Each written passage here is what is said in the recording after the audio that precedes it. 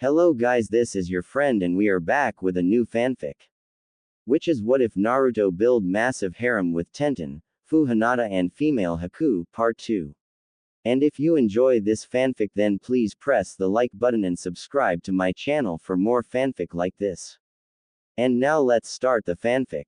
The Sandaime Hokage stamped another document with his seal of approval.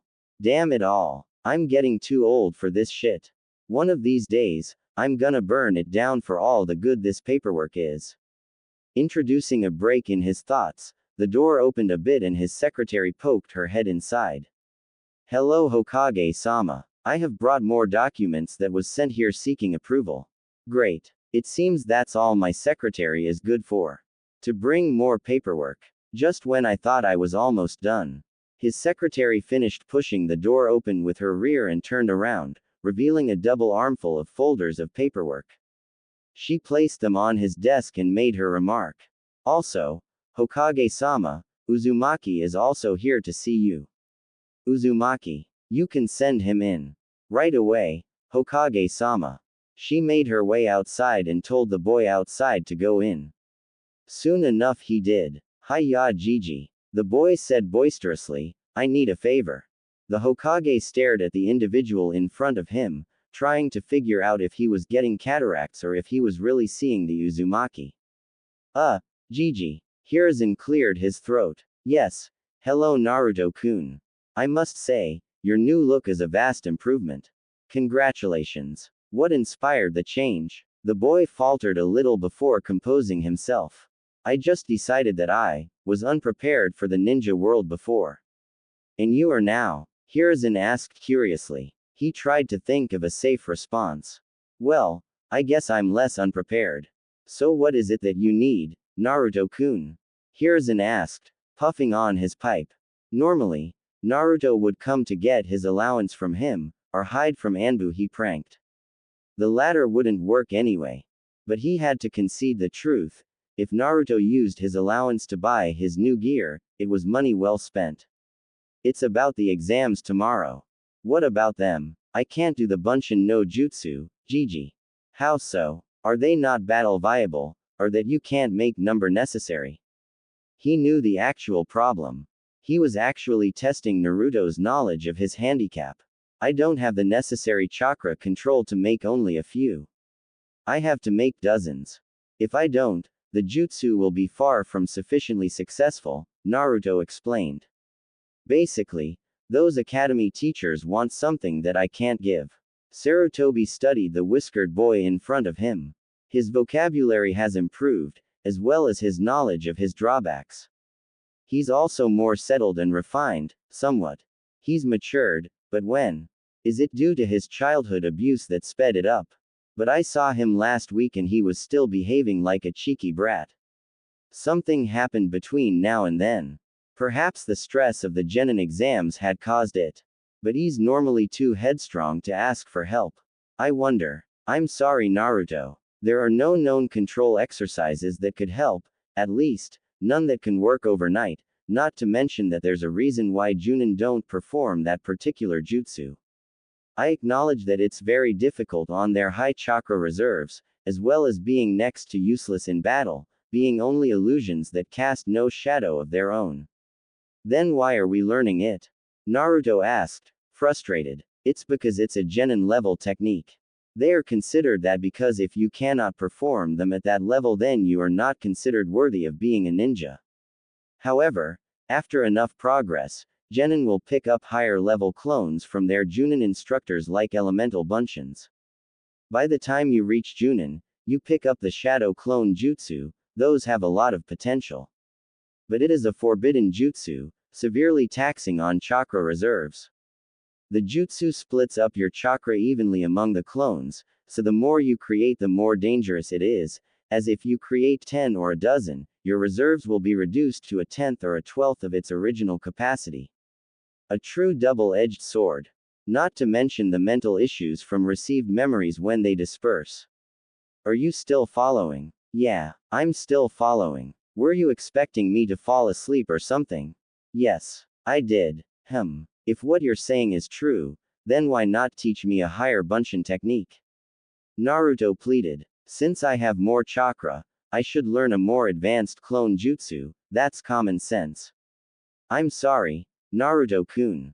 If I help you directly with your training, it would be frowned upon because of my position giving you something of an advantage, Sarutobi explained. How about indirectly, then? Naruto whispered in a scandalous sounding tone.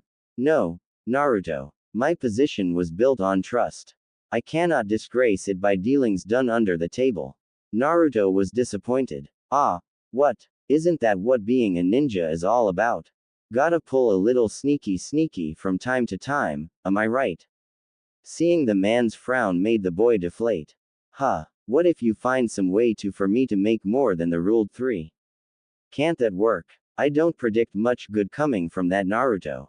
It would show me making a special case for you, another example of favoritism. I cannot do anything within my power to help. Perhaps you could ask them tomorrow. The only other solution points to that of you requesting a Junin or Chunin's help to teach you a new Bunshin technique. I recommend curry favoring one right now. Now it was Naruto's face to show how upset he was, despite trying his best to hide it.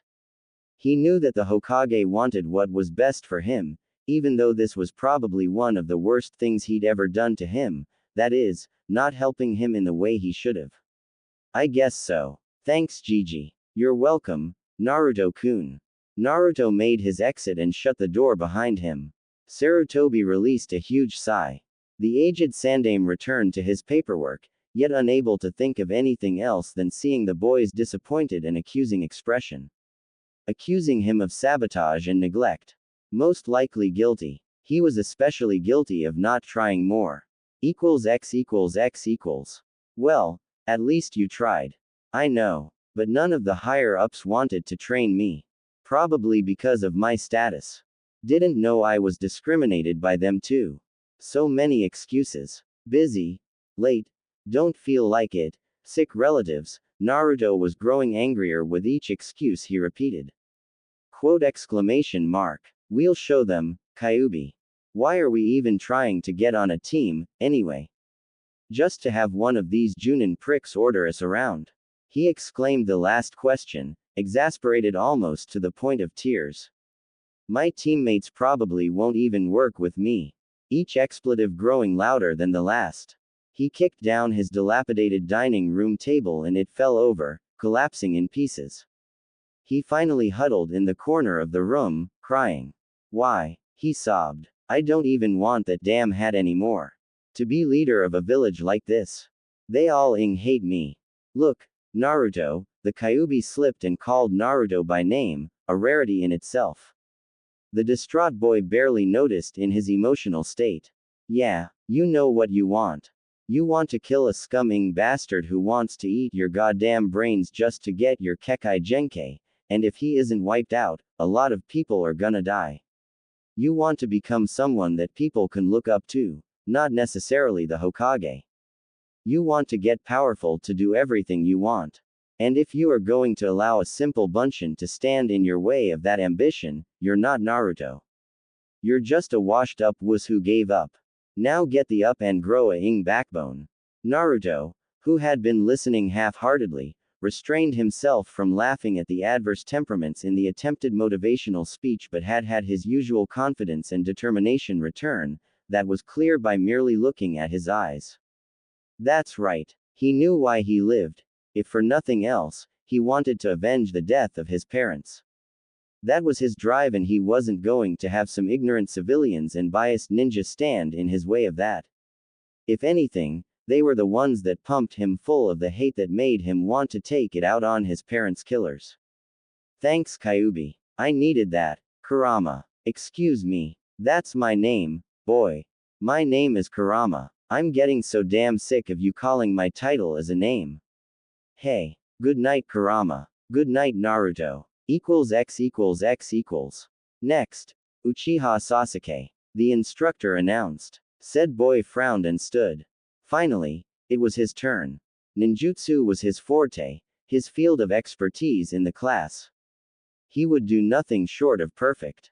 He made his way to the designated room and shut the door behind him. Troublesome. Couldn't they have let me just go on home? A certain Nara grumbled to his whiskered companion. I already passed. There was no need to keep me here. Quit your complaining. At least you passed. Naruto retorted, eyeing Shikamaru's Hitai-8 with rising envy. He had tied it around his upper arm on his biceps. It's a forehead protector. Why don't you wear there? I'm not complaining. I'm merely saying how displeased I am. And it doesn't matter where you wear it, as long as you have it in noticeable view, it's not against the rules. And what do you mean? At least I passed. Practically everyone passed. Only you and Ino are left. Troublesome. I'm saying that because there is a high chance I won't. You seemed confident doing the written exam, which is unusual for you, I might add, aced taijutsu with Sasuke and Kiba. All that's left is ninjutsu, and that's a breeze. Even I didn't complain doing that. Fortune smiles on the lazy, Naruto bemoaned. The door opened again to reveal a raven-haired youth sporting his Hitai-8 on his forehead. He smirked and reclaimed his seat. Almost as soon as he did, fangirls surrounded him. It only served to make him drop the smirk for a look of slight exasperation. Next, Uzumaki Naruto. Naruto heaved himself up and steeled himself. He went inside to see both Mizuki and Iruka sitting behind a desk, with a box with a few headbands in it. So close. Okay. Naruto. Please begin. Perform a henge. Anyone special? Naruto asked Iruka. Do anyone. Naruto placed his hand in a ram hand seal. Henge. He was surrounded by a thin layer of smoke.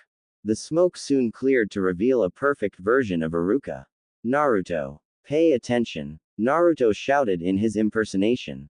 Excellent. The yell was comical and unnecessary though. Iruka was displeased. Now to perform a kawarimi.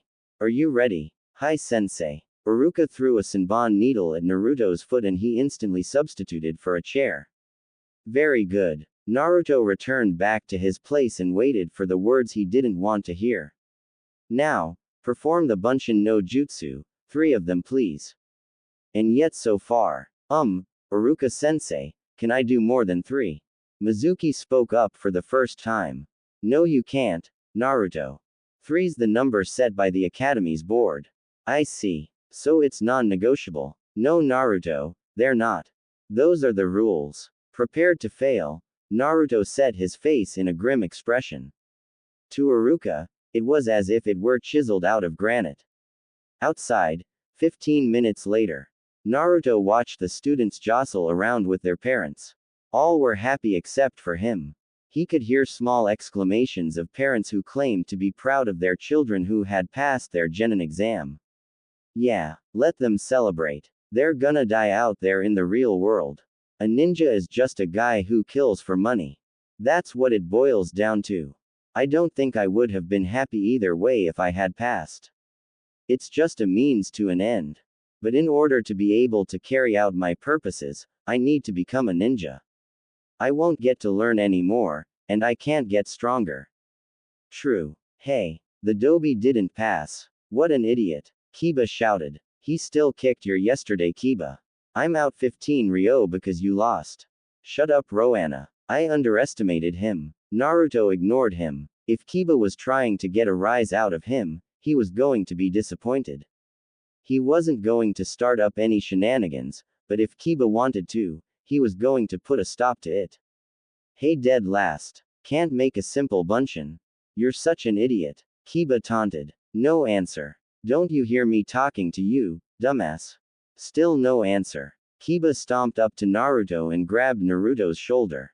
The Uzumaki took a deliberate deep breath in an effort to calm himself and failed. He'd had a very trying day. Take your hand off of my shoulder, Kiba. Naruto growled. He knew that it wasn't really Kiba's fault why he was acting like this.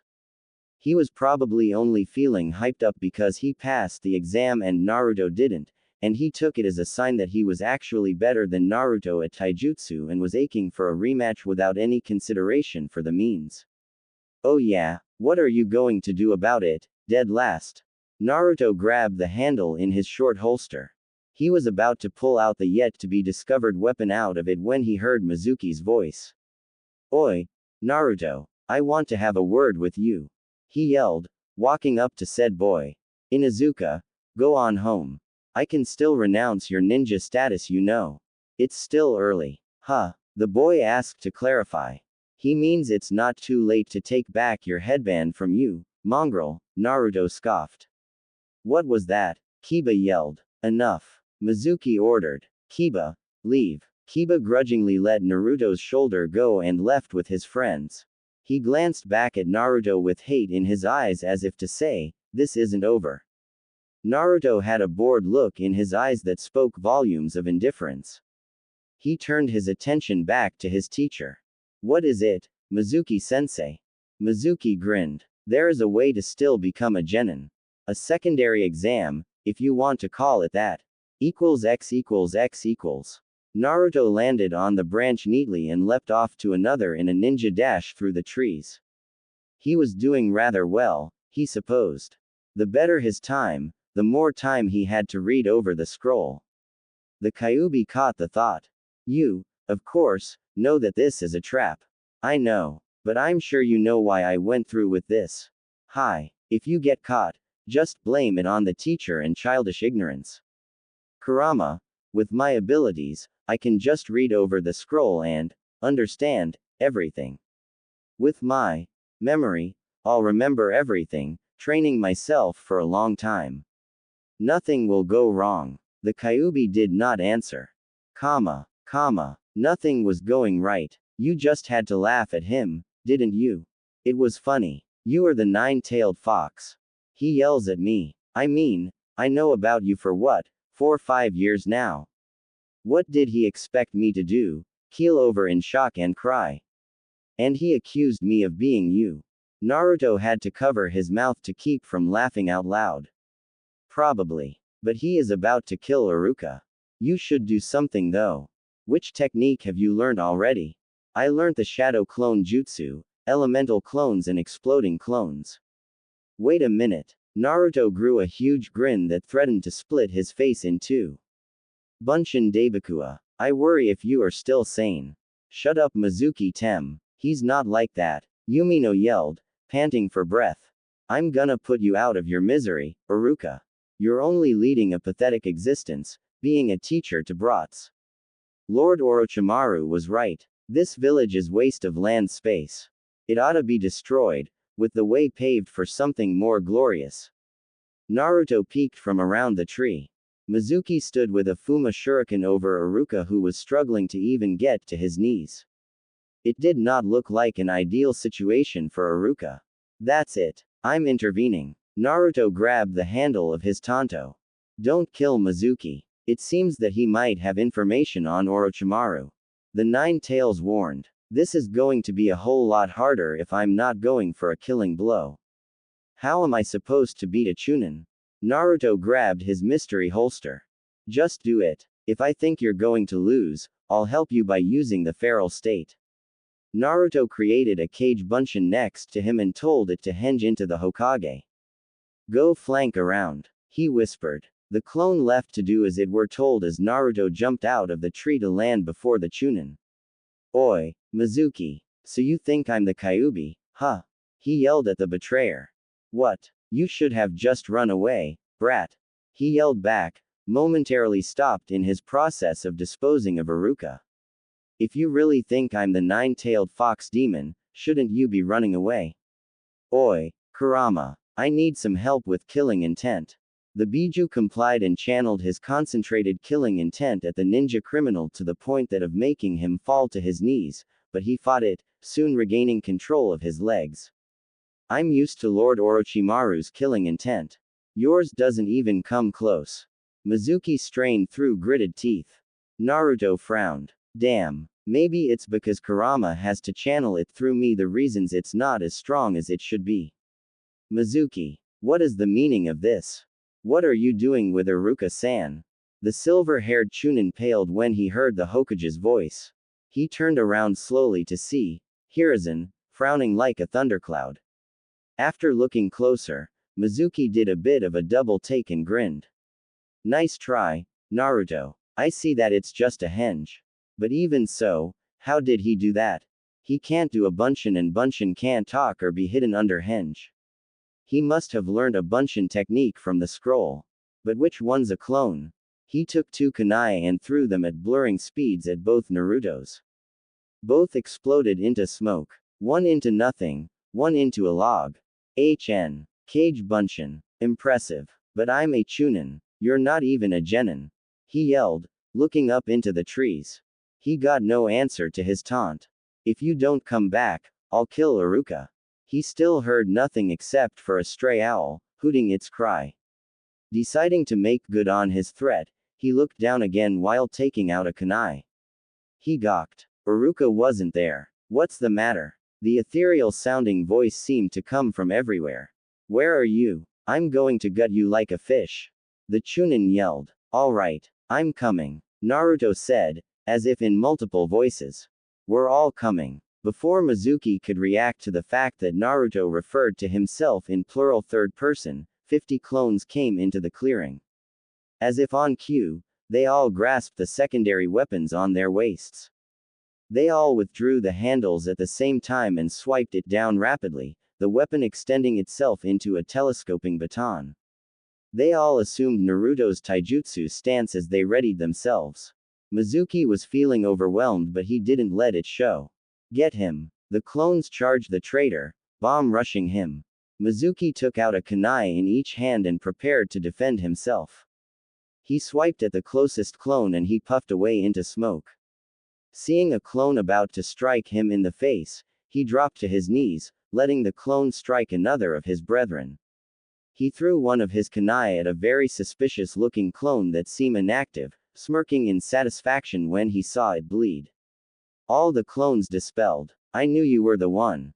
You didn't try to fight like everyone else.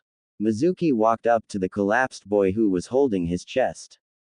Mizuki readied his last kunai and chucked it at Naruto's throat, grinning in satisfaction when he saw the boy begin to bleed out. There was momentary pause before Naruto seemed to lose color in every fiber of his being before he fell apart into water. Water bunshin. Immediately following, an Iowa clone dropped out of the trees onto the baffled chunin with only his knees onto Mizuki's shoulders and then dispersing into rocks, further injuring the man. With the silver-haired man crying out in pain, yet another voice sounded from behind him. Futon. Datapa. Wind release. Great breakthrough, a massive and powerful wind from a clone blew the man away towards the real boy. He couldn't stop his motion when he saw the Uzumaki take out his baton and tightened his grip on it. No. Mizuki realized what was about to happen. Naruto sidestepped and clocked the silver-haired man with the baton with a devastating clothesline move, shattering his jaw. Mizuki's legs flew forward in front of him and the man landed on his back, out cold. Naruto sighed. It was finally finished. He created some cage bunshin that each carried the man by a limb. He was joined by 2 more cage bunshin that had Iruka leaning on his shoulder and another who had the forbidden scroll of seals. They walked back to the village, not one word passing between them. X equals X equals. Hiruzen sighed and put away the ball. He had seen enough. They were almost here anyway. He had felt disappointed when he had learned that Naruto didn't pass his exam, but he wasn't surprised. The genin exams were practically rigged against him and creating weak genin in the process. He couldn't help him. But somewhere along the line, he felt that he should have done more to help Naruto. But how did Naruto learn those fighting skills, the jutsu? Someone was helping him but he did not know who. Or rather, he did not know of anyone willing to teach the pariah of the village a jutsu of any kind. A few knocks came at the door. Hiruzen sighed. Come in Iruka-san, Naruto-kun. The door opened to reveal said people who one of which dispelled his clones carrying Mizuki. The action dropped the traitor unceremoniously to the floor. Sarutobi sensed his Anbu about to attack so he diverted them by ordering them to carry the unconscious man to Morino Ibiki at torture and interrogations. They disappeared with the captured man, akin to nothing more than spirits. Hokage-sama, it's been a long night for me, I would like to return home, or go to a hospital, and I may have injured something. The Chunin requested. Very well, Iruka. You may go. The Chunin was about to go when he hesitated. Naruto. The boy turned around to look at him. Hi. Yumino took off his headband and walked up to Naruto and dropped it into his hands. Arigato, Naruto, for saving me. I'll see you come Monday. Naruto understood but feigned ignorance.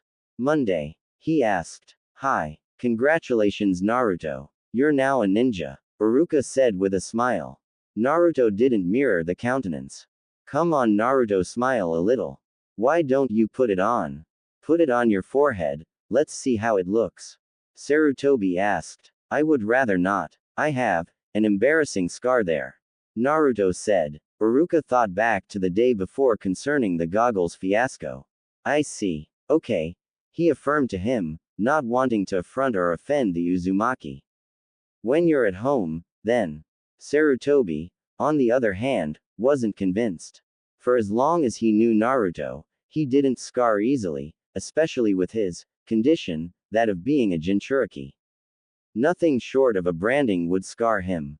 Naruto, you're among friends. Please try it on. Aren't you excited? You're a step closer to being Hokage. I would rather not, Hokage-sama. Naruto glared. Hiruzen was surprised. He had expected Naruto to be bouncing off the walls.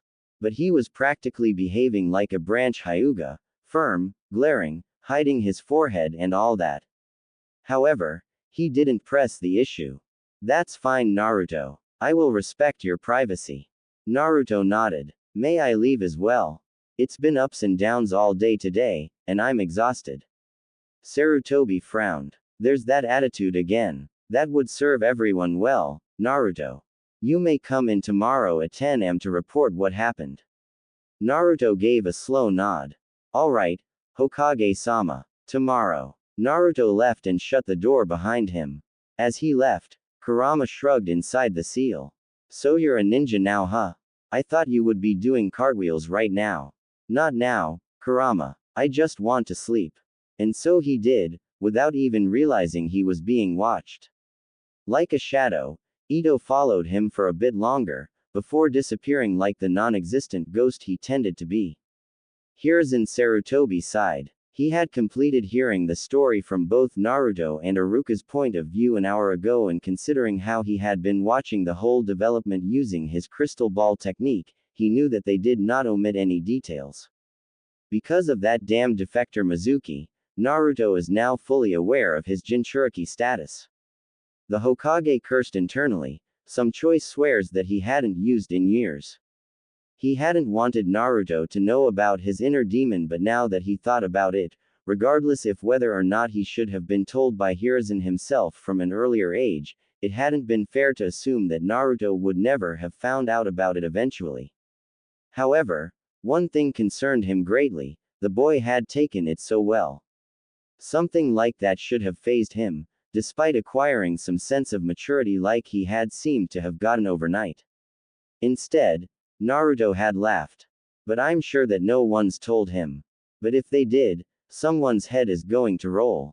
Everyone in the village knew the penalty for speaking about something that is forbidden under S-rank secrecy.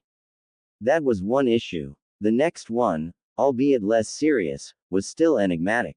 Naruto, an aspiring genin, had beaten a Chunin like Mizuki. The man had years of experience over Naruto with smarts and weight class, yet Naruto had tricked him, fought him and used jutsus with a fairly high degree of proficiency, and that didn't even include the fact that Naruto was now well versed in taijutsu.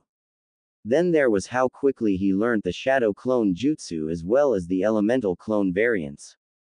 To even learn the shadow clone jutsu in a few hours is stupendous for anyone short of a genius and a jonin, much less elemental bunshins as well. As it stands now, Naruto is the strongest in his class, at least twice as strong as the so-called prodigy Uchiha Sasuke. If he gets placed on that team, the team will be the strongest and imbalanced. But which team? I'll need discuss it with the Jonin senseis tomorrow. They already know about the incident.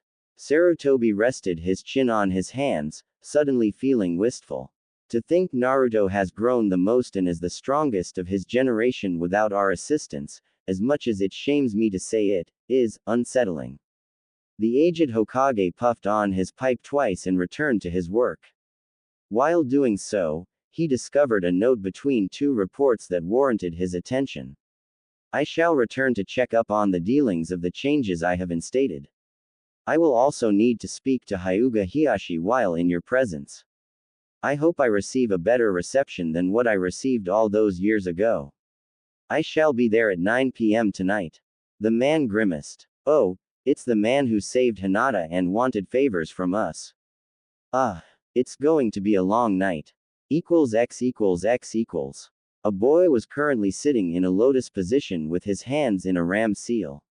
He wasn't trying to perform a jutsu, or concentrating his chakra to use. He found that doing this as a form of meditational exercise helped him to relax and collect his thoughts, and sift through his memories. However, one kept disturbing him, that being of how he'd gotten killed last night by Mizuki. Naruto opened his eyes and raised an eyebrow. Where did he get that visualized thought? It's as if he remembered dying, when he obviously didn't. He visualized it again, and got stuck trying to figure out why. Deciding to experiment, he created 2 cage bunchins, shadow clones. He whispered to one of them to dispose of the other when they were out of sight, careful to not let the other catch on that he was about to get murdered. All right, you two, he said aloud, go into the forest. They complied and went into the dense gathering of trees.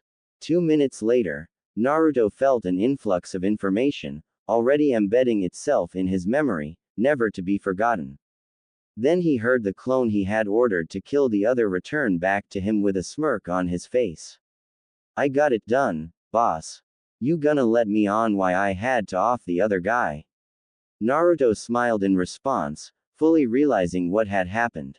Sure do. So you gonna tell me? Kid, you alright? You do know you're talking to yourself, right? People will think you're crazy, the fox said, speaking for the first time since the day's beginning. Huh? The clone asked. I can hear Kurama. I'm not crazy. He is. The clone said, pointing at the original Naruto. Naruto did a double take. First off, I'm not crazy. Second, Naruto pointed to his gut. Kurama is inside me, not you. How the heck did he hear the Kyuubi?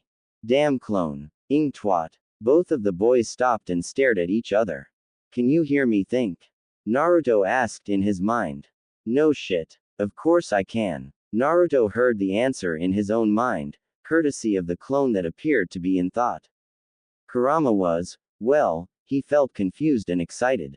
The only person he ever really had to talk to, or at, depending on how his container perceived it, was Naruto, and with this, he'd actually be able to talk to more people, even if they were technically the same brat. The seal must have made it possible for you both to communicate by telepathy. Like a connection. But why did you make him kill the other one? Kurama asked. I remember getting stabbed in the back by a kunai because of this clone here. Naruto thought with a sweat drop. The clone only smirked in response. You know, I had considered bashing his head in with a rock. Naruto looked at the clone in mild horror. Sometimes I scare myself. I heard that, the clone retorted. Kurama sighed. He had no doubt that on the outside, his container must have looked like he was in a staring contest with himself and that he really was suffering from some kind of neurosis. He cleared his throat to get Naruto to become more aware of what he was doing, and Naruto sighed while dispelling the clone. Anyway, he thought to Kurama. So these clones pass on memories when they disperse. This has loads of benefits, like for scouting things out, and going into hazardous situations when and where I can't risk myself going into. Think about it. The cog wheels in Naruto's head started grinding. I could be my own team. Not a registered team, but one I have in case my so-called future teammates let me down. This must be an answer to my prayers. A team that you could rely on, one that is expendable and able to communicate through literal speech. But a team would need diverse talents. Not everyone exactly the same. So it's not an ideal team. The kitsune replied. A team of people, that is, you, could be skilled, but it'd have a lot of problems with versatility. Just think about it. If they can pass on memories, they might be able to pass on several forms of progress. Or even my elemental clones. Each elemental clone might be able to train affinities until they become strong, and pass them to me upon dispelling. You're the one who helps me to make those clones anyway, since you're the one who knows what the hell chakra is, what kind of yin and yang composes it and can recreate it. You could make the elemental versions of the shadow clones. Sounds viable theoretically. Perhaps I could even use my own Biju chakra and vitality to make the clones longer lasting. Imagine, like you said, you could even have these clones training by using clones themselves. When the important clones dispel, you could gain years upon years of training, all in a month or two. I like it, the boy exclaimed. We won't need the village's mediocre team. We'll do it ourselves. But what will we call ourselves? Wait, do we need to give ourselves a name? He hesitated a bit, before making up his mind. Yeah, we'll name ourselves. The great fox thought for a moment. The idiot and his clones? He asked humorously. No. The boy was not amused. How about the tenacious 13? He asked after a while of thought. Before Kurama could ask why the name, Naruto went on to explain. 13 aspects. Clones with different aspects. Each clone will focus on one of each specialty that comes with being a shinobi. Futon, Kaden, Doden, Suiden, Raiden, Taijutsu, Kenjutsu, Trapping, Medical, Espionage and Assassination, Interrogation and Torture, Scouting and Censoring. The Kyuubi did a quick count. That's 12. It sounded viable, but if Kurama had to be honest with himself, he had to wonder why Naruto didn't mention Fuinjutsu. It was either because it went without saying, or Naruto simply didn't want to pursue it.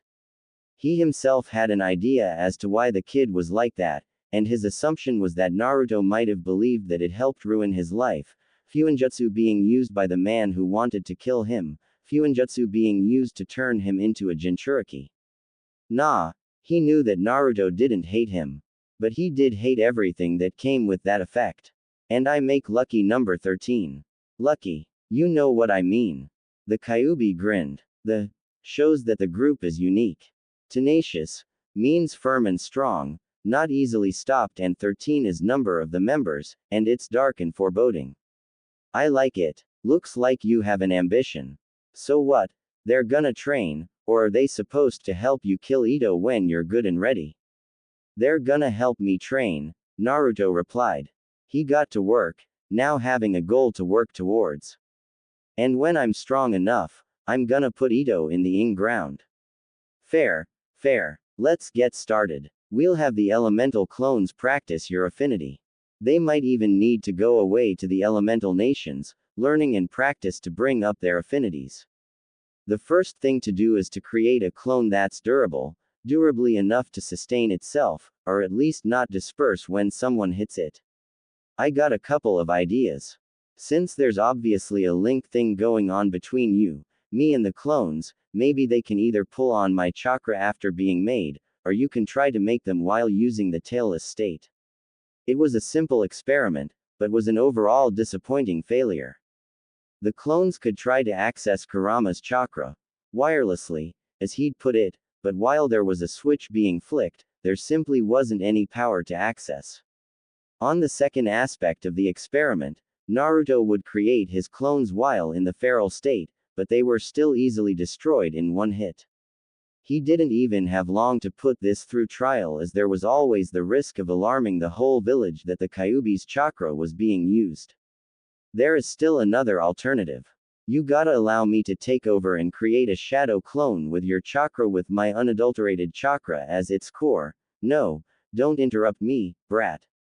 I know that it'd scare the shit out of everyone in the entire village. We just have to leave the village first and do it at first convenience when alone. Naruto grumbled heatedly in disappointment. Alright, fine. I guess we'll just move on to improve our general training then. I have it all planned out. The taijutsu I use, which I inspired you to create by being passively aggressive. Yeah, you egotistical prick. It relies mainly on dodging, countering and parrying with the Tanto, but I'm gonna need one that revolves around me going on the offensive. All I really need is an attacking stance and then extend that into new katas for later. I'll try to design it later. Perhaps it will come to me then. But now, I need to knowledge. Whoa, whoa, whoa. You bashed the academy for all these years, and now you want to get in on all of that useless book learning. I didn't know how to create cage buncheons back then. He defended hastily while he created 2 clones with excessive chakra. Without even considering the consequences, he told them to read everything, all the while trying to ignore their pitiful faces at not wanting to get saddled with the duty. Just go, goddamn it. After they left, his inner demon suggested that he create another clone to go to the hospital to learn how some medical techniques, and Naruto wholeheartedly agreed. As much as I can't believe it, I read that medic nin are sometimes a lot more important than even the elite jonin or those on the shinobi council. In times of war, battles were won because of how competent the medics of different platoons were. This one is going to need a lot of work. It's also the reason I chose it over genjutsu. Even if I am susceptible to extreme forms of genjutsu, I should be able to release myself from it if my clones channel chakra into my network using their chakra, or killing the caster. Anyway, I can create this clone now to get the basic knowledge now and create a more permanent one later. I assume that clones in the library will read basic medical books and remedies, but I need something higher up the ladder. Kage Bunshin no Jutsu. He created the cross-shaped ram seal and created a clone. Go to the hospital and insist to look in on the operating theater. Ask while in a henge as a Chunin ninja. Also, try to see if you could get to read any medical books they have. If they ask why, tell them you want to become a medical ninja, he ordered. Curry favor them, bribe them, kiss their ass if you have to. The clone nodded. You got it, boss. He yelled before using a body flicker to leave. Okay, that's done. Next, we have interrogation and torture. Naruto seethed a little, remembering his past. For once, all those mob beatings in the past are going to come in handy. I won't be squeamish when it comes to inflicting pain or using mind games on opponents. He gritted his teeth as he recalled how the villagers had expressed their intense dislike and hatred of him both verbally and physically. I can go over to the Department of Torture and Interrogations now. After all, I know where it is and I've got nothing better to do. Scouting and censoring, I'll think of something later. Kurama, I'm going to make this team and I'm going to follow through with it. Even when I get placed on a genin team, at least I'll have a better one watching my own back, even if it's a team comprised entirely of physical manifestations of myself.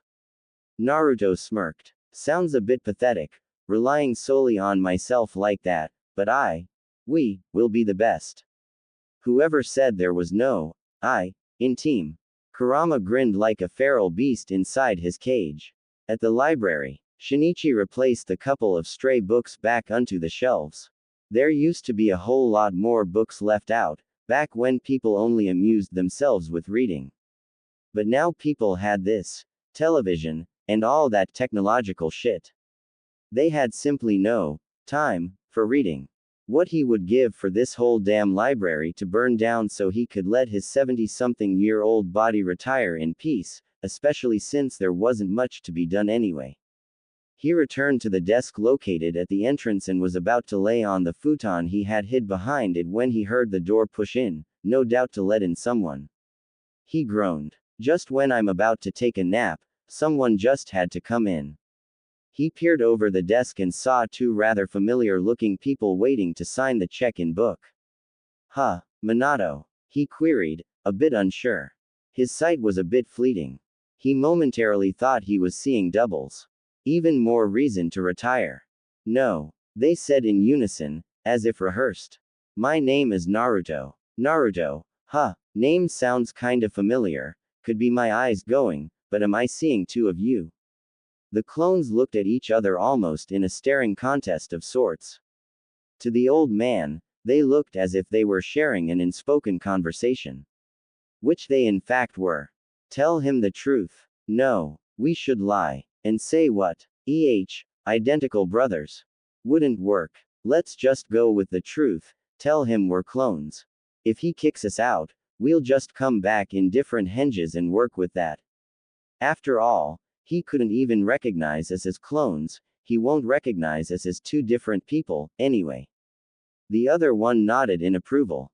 Okay, let's just roll with it. We're clones. One of them said. Clones. One of the man's eyebrows rose, no doubt doing some thinking. Sounds like something I've heard of before. Then something in his mind clicked. Minato, is that you, sending your clones to read for you again? The man asked, a bit testily. Is he talking about the fourth? No. Sorry old man, he passed on around 13 years ago. Sorry. One of the clones replied, hoping the two weren't too close. He did not want to see an old man in tears, receiving knowledge more than a decade late. No, it's all right. So, someone sent you to read for them, huh? Are you going to stay overnight? The man asked, as if expecting to hear, yes. Hi, Minato did this with me, you know. I'll let you stay in the library for as long as you exist, weeks, if needs be. And all I ask in return is that you help out when I'm unable to. Sounds fair, the old man asked, pleadingly. I don't have an apprentice or assistants to help. Sure, one of them interrupted hastily, eager to please. Whatever it took to stay longer, he believed. We accept. At the hospital, Kuri sighed and fell into her chair at her station in the nurse's office, desperate to have a minute to herself. Her shifts as a fresh nurse at the hospital were the very definition of murder. If she didn't carry more money home at the end of the month, she was going to go home and stay there. Sure, she liked to help people, but right now, nothing was going right. As if it was the devil's way of adding an extra straw to break her back, the air conditioning unit sputtered and suddenly died. She went over to it and fiddled with its dials, but nothing worked. She banged it, pleaded with it, threatened it, but nothing worked. She swore under her breath, just barely audible to keep the head nurse from hearing her profanity. After a while, she gave up and went downstairs. If she couldn't get comfortable indoors, she would simply try sitting out in the small garden at the back, she mused. One's as good as the other. She opened the hospital's front entrance and bumped into a young man who had appeared to have chosen that same moment to enter the hospital as well, and he was so strong that she was knocked onto her backside. Oh Cammy, why me? She was exasperated. Today must have been an off day for her. Oh, sorry, I wasn't paying attention. Sumimasen. He apologized profusely, hoping that he didn't hurt her. No, it's all right, she lied. She hoped he wasn't an important figure, because she did not need any more bullshit to put up with. They both picked themselves up and observed each other for a moment. A chunin, he was nondescript, nothing special going on for him. 5'9", spiky brown hair that framed a round face with a pointed chin. A nurse. She was dressed in the usual nurse's garb. She had straight black hair that fell to her shoulders with lovely teal eyes. The woman currently had her arms folded, which pronounced her already impressive bosom. All in all, even though being civilian-born and in medical nurse's clothes, she was an attractive woman. Naruto's clone had make a mental effort to keep himself from blushing. Excuse me, I am hoping this isn't a bad time, but I would like to know where to go so I can learn some medical techniques. I would. Sorry, can't help you. I'm not really up there on the medical staff ladder, and besides, no one even has the time to scratch their own heads, let alone teach someone. I don't think any of us can help you. The young chunin was crestfallen but brightened a little after some thinking. Maybe you could put in a good word for me to someone who could help me then. Or I could assist you in something or other so you could have some time to help me. I really don't want to become cannon fodder, he said pathetically, hoping to excite her sympathy. She, at the very least, did look like she was considering his offer. I could use his help. Tell you what, if you can fix an AC unit upstairs, I'll make some time for you, she replied in a careless tone. Perhaps some conditioned air would stop her from being all bothered. Just to fix it. Fair. Alright, get me the manual and I'll fix it. By the way, what's your name? Curry. And yours? He gave it some thought. Naruzu. That's a weird name, but if your mama liked it, then who am I to judge? Follow me Naruzu-san. X equals X equals. The stoic Hyuga had settled himself behind his desk to continue his paperwork concerning the clan. His daughter had finally left him to go train with her sister. So she broke it down. I never once thought that her feelings for the young Uzumaki would even break her shy personality, even if it was only for an isolated incident one-time thing. She broke his door in her concern for him. Perhaps she is enamored with him. Regardless, all we may owe him is the replacement of the door. Nothing else. Hiyashi began sorting through his documents. The in and out boxes were rather messy. Soon, they were neatly organized and all the paperwork approved were stamped and signed while the others went into the waste basket. He was a rather quick and efficient and he rather enjoyed doing it. But soon after he had no more to continue and he was left with nothing to do. He went into deep thought about his elder daughter and how she was going to be placed on a newly christened genin team come Monday morning. Just as he was about to brainstorm who her potential teammates could be, a knock came at his door. Who could that be? Hiyashi activated his Byakugan to see through the door. Why is there an Anbu op here? He mused. He's probably an errand from the Hokage. But what? Deciding to find out the answers, he invited the military shinobi inside. The Anbu entered into the room with grace and wariness, not one movement wasted as he were nothing but a clock. He stood, somewhat at attention in front of the Hyuga clan head. Close at his heels was a sentient branch Hyuga, no doubt an escort. How may I help you? The Anbu answered in a level tone. Lord Hokage wished for you to receive this letter. He retrieved a note of seemingly nowhere and handed to him before using a body flicker to leave. The branch member took his leave as well now that his job was complete, leaving the clan head to have some privacy. Only then did the man open his letter. The document could hardly be called a note, let alone a letter. The whole message was written as if it nothing but a little ditty. The man from back then has come back again. Make sure to be on time at 9 tonight. He hopes there will be no fuss over what we shall discuss. Solo is the way to go. Hiyashi closed his eyes. No doubt that the Hokage was an avid reader of poetry and decided to code the letter like that of one. The message was clear to him though, although that could be to the cause that the message involved him directly. It probably means that the man that rescued Hinata has returned and wishes to speak to the Sandame and myself about the favors we did for him. Noble and selfless they may be, they feel suspicious, considering that he said he doesn't pledge loyalty to Konoha. He never did cotton to the man. Despite hiding his face, Hiyashi always felt like he was talking to someone different each time, despite the fact that he always felt familiar and that, not that he would ever admit it, scared him. The Hyuga sat patiently, waiting for their guest to arrive. He looked to the Sandame Hokage who was currently seated by his large desk that tied into his title. Both men were yet to speak to each other and that served to make things more awkward between them.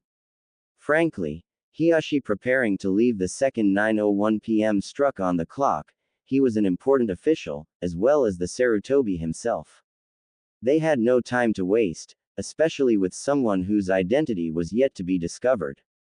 Besides, he wanted every excuse possible to avoid meeting the man they were waiting for. Suddenly, the clock hit 9 p.m. and in that same second a man appeared in the center of the room via a body flicker.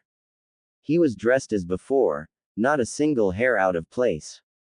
However, there was a markedly obvious lack of seals on his person, unlike the first time they encountered him all those years ago. Good evening, Hokage-sama, Lord Hiyashi.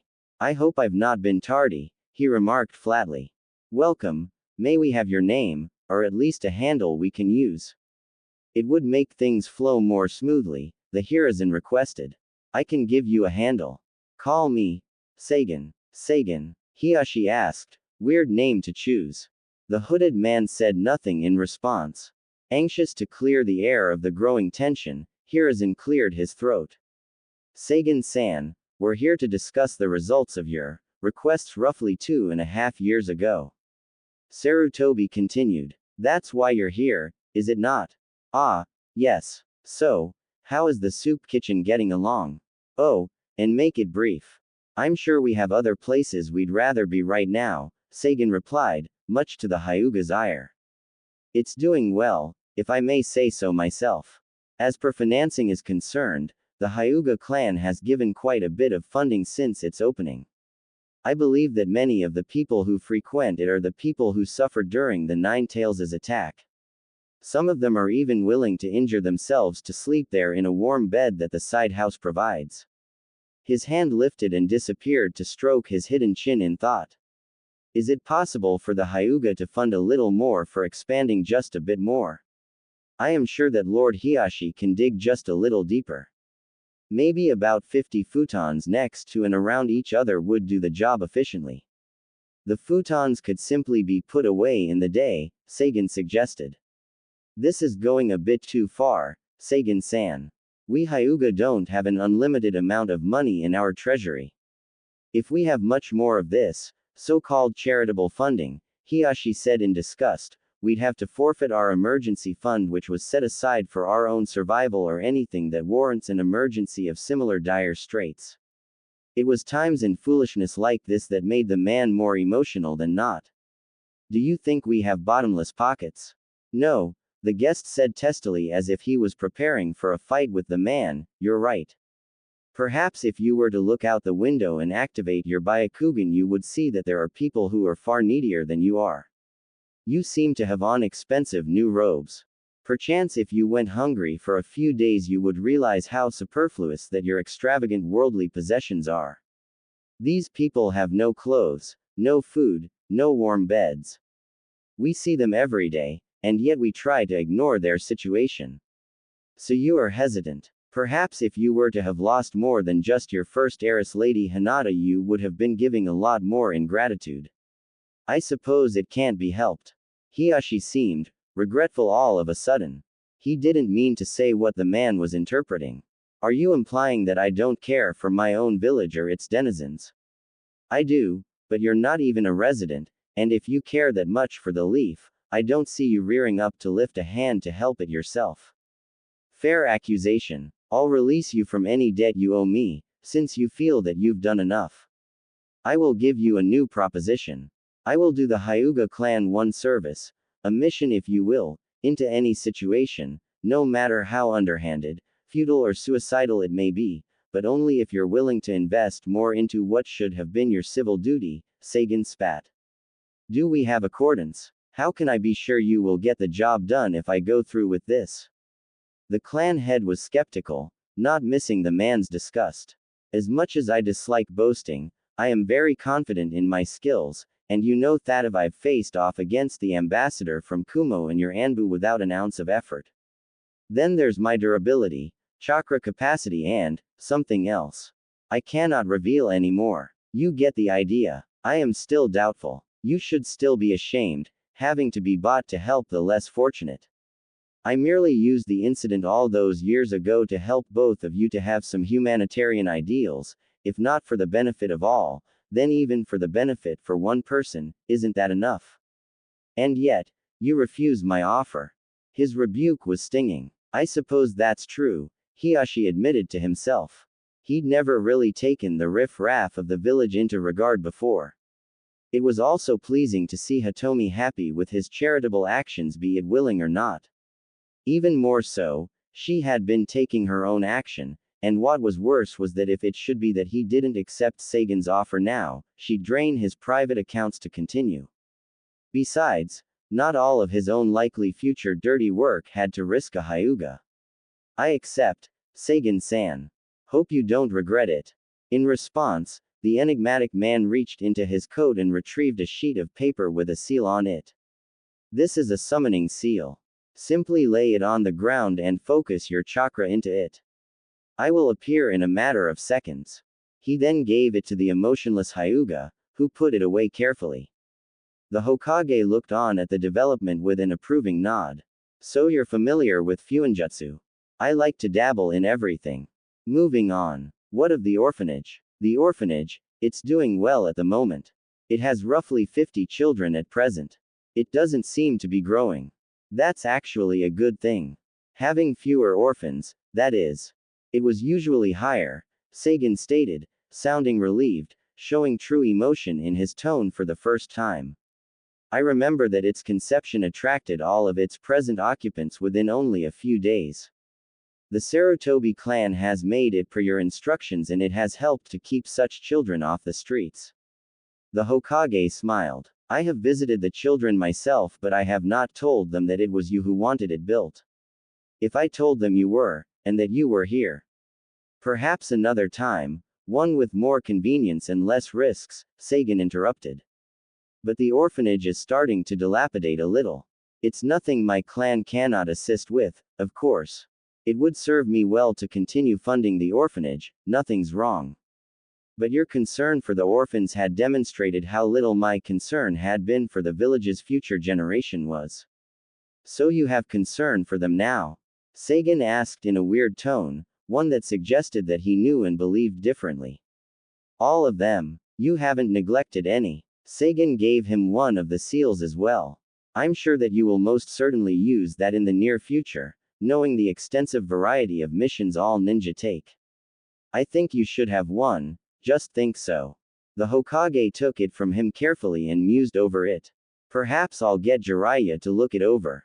Just think so, he thought ironically. It was for the fact that the man reminded him a lot of Ito, although he was reputedly wandering around the border of Suna right now. Ito was something of Fuinjutsu expert, and if this was his, then he was basically leaving his identification card behind.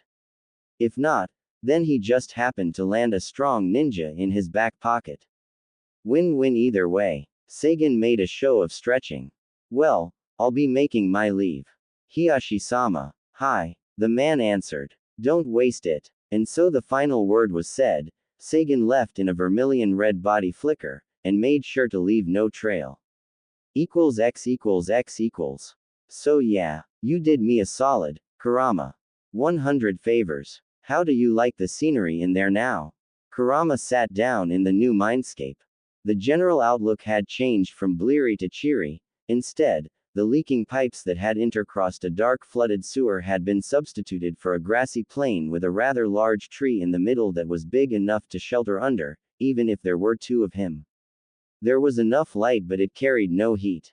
Very comfortable. I like it, especially knowing that I earned it by doing those favors for 6 years. I know that it's Ito's rule and motto, but we both know that it's the truth.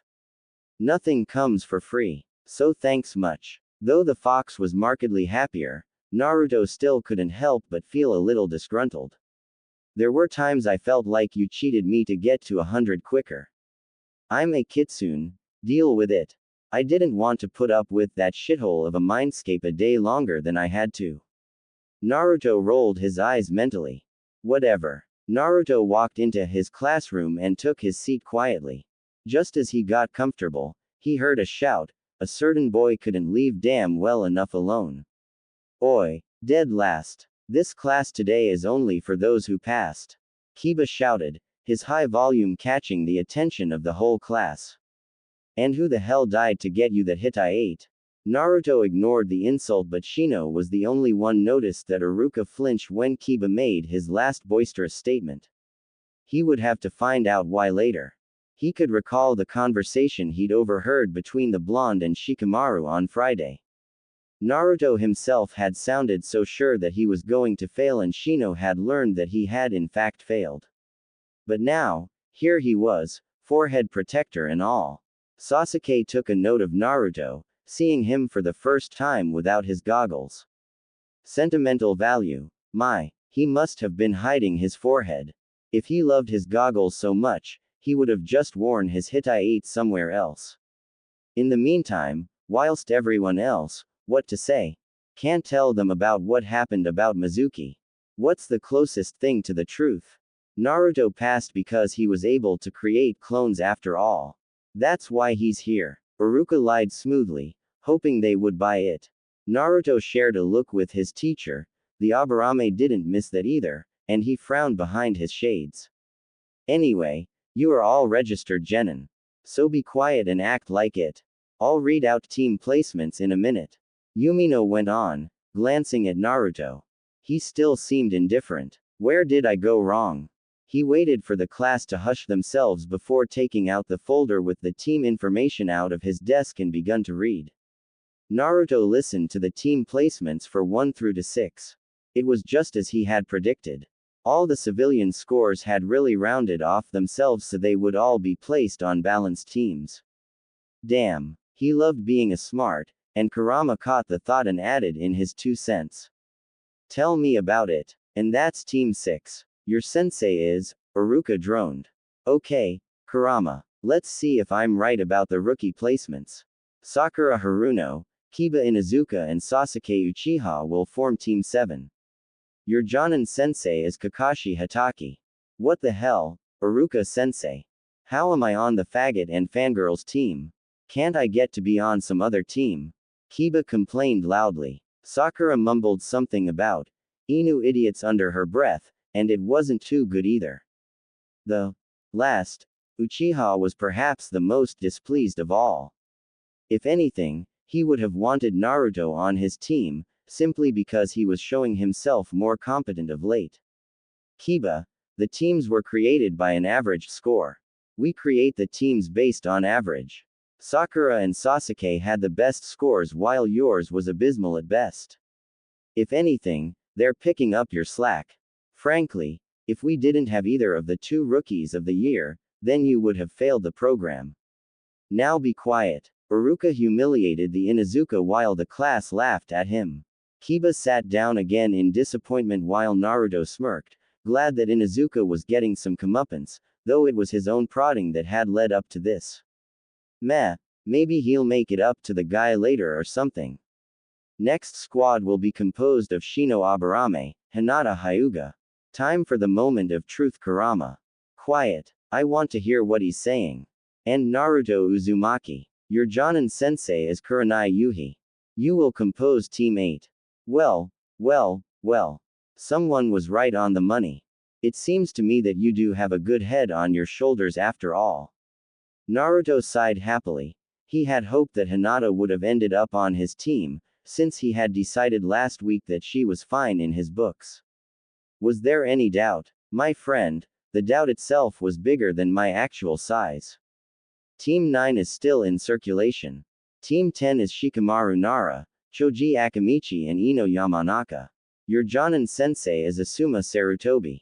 The Kitsune was surprised that Naruto was correct to the letter about his predictions. His analytical skills were impressive. You'll all wait for your Jonin senseis in room 4, Iruka continued. They will arrive just after lunch hour. You're all dismissed, and you have my blessings. He smiled at them all sadly, thinking about how his children were growing up. And good luck being the shinobis of the next generation. X equals X equals. Has anyone ever heard of her before?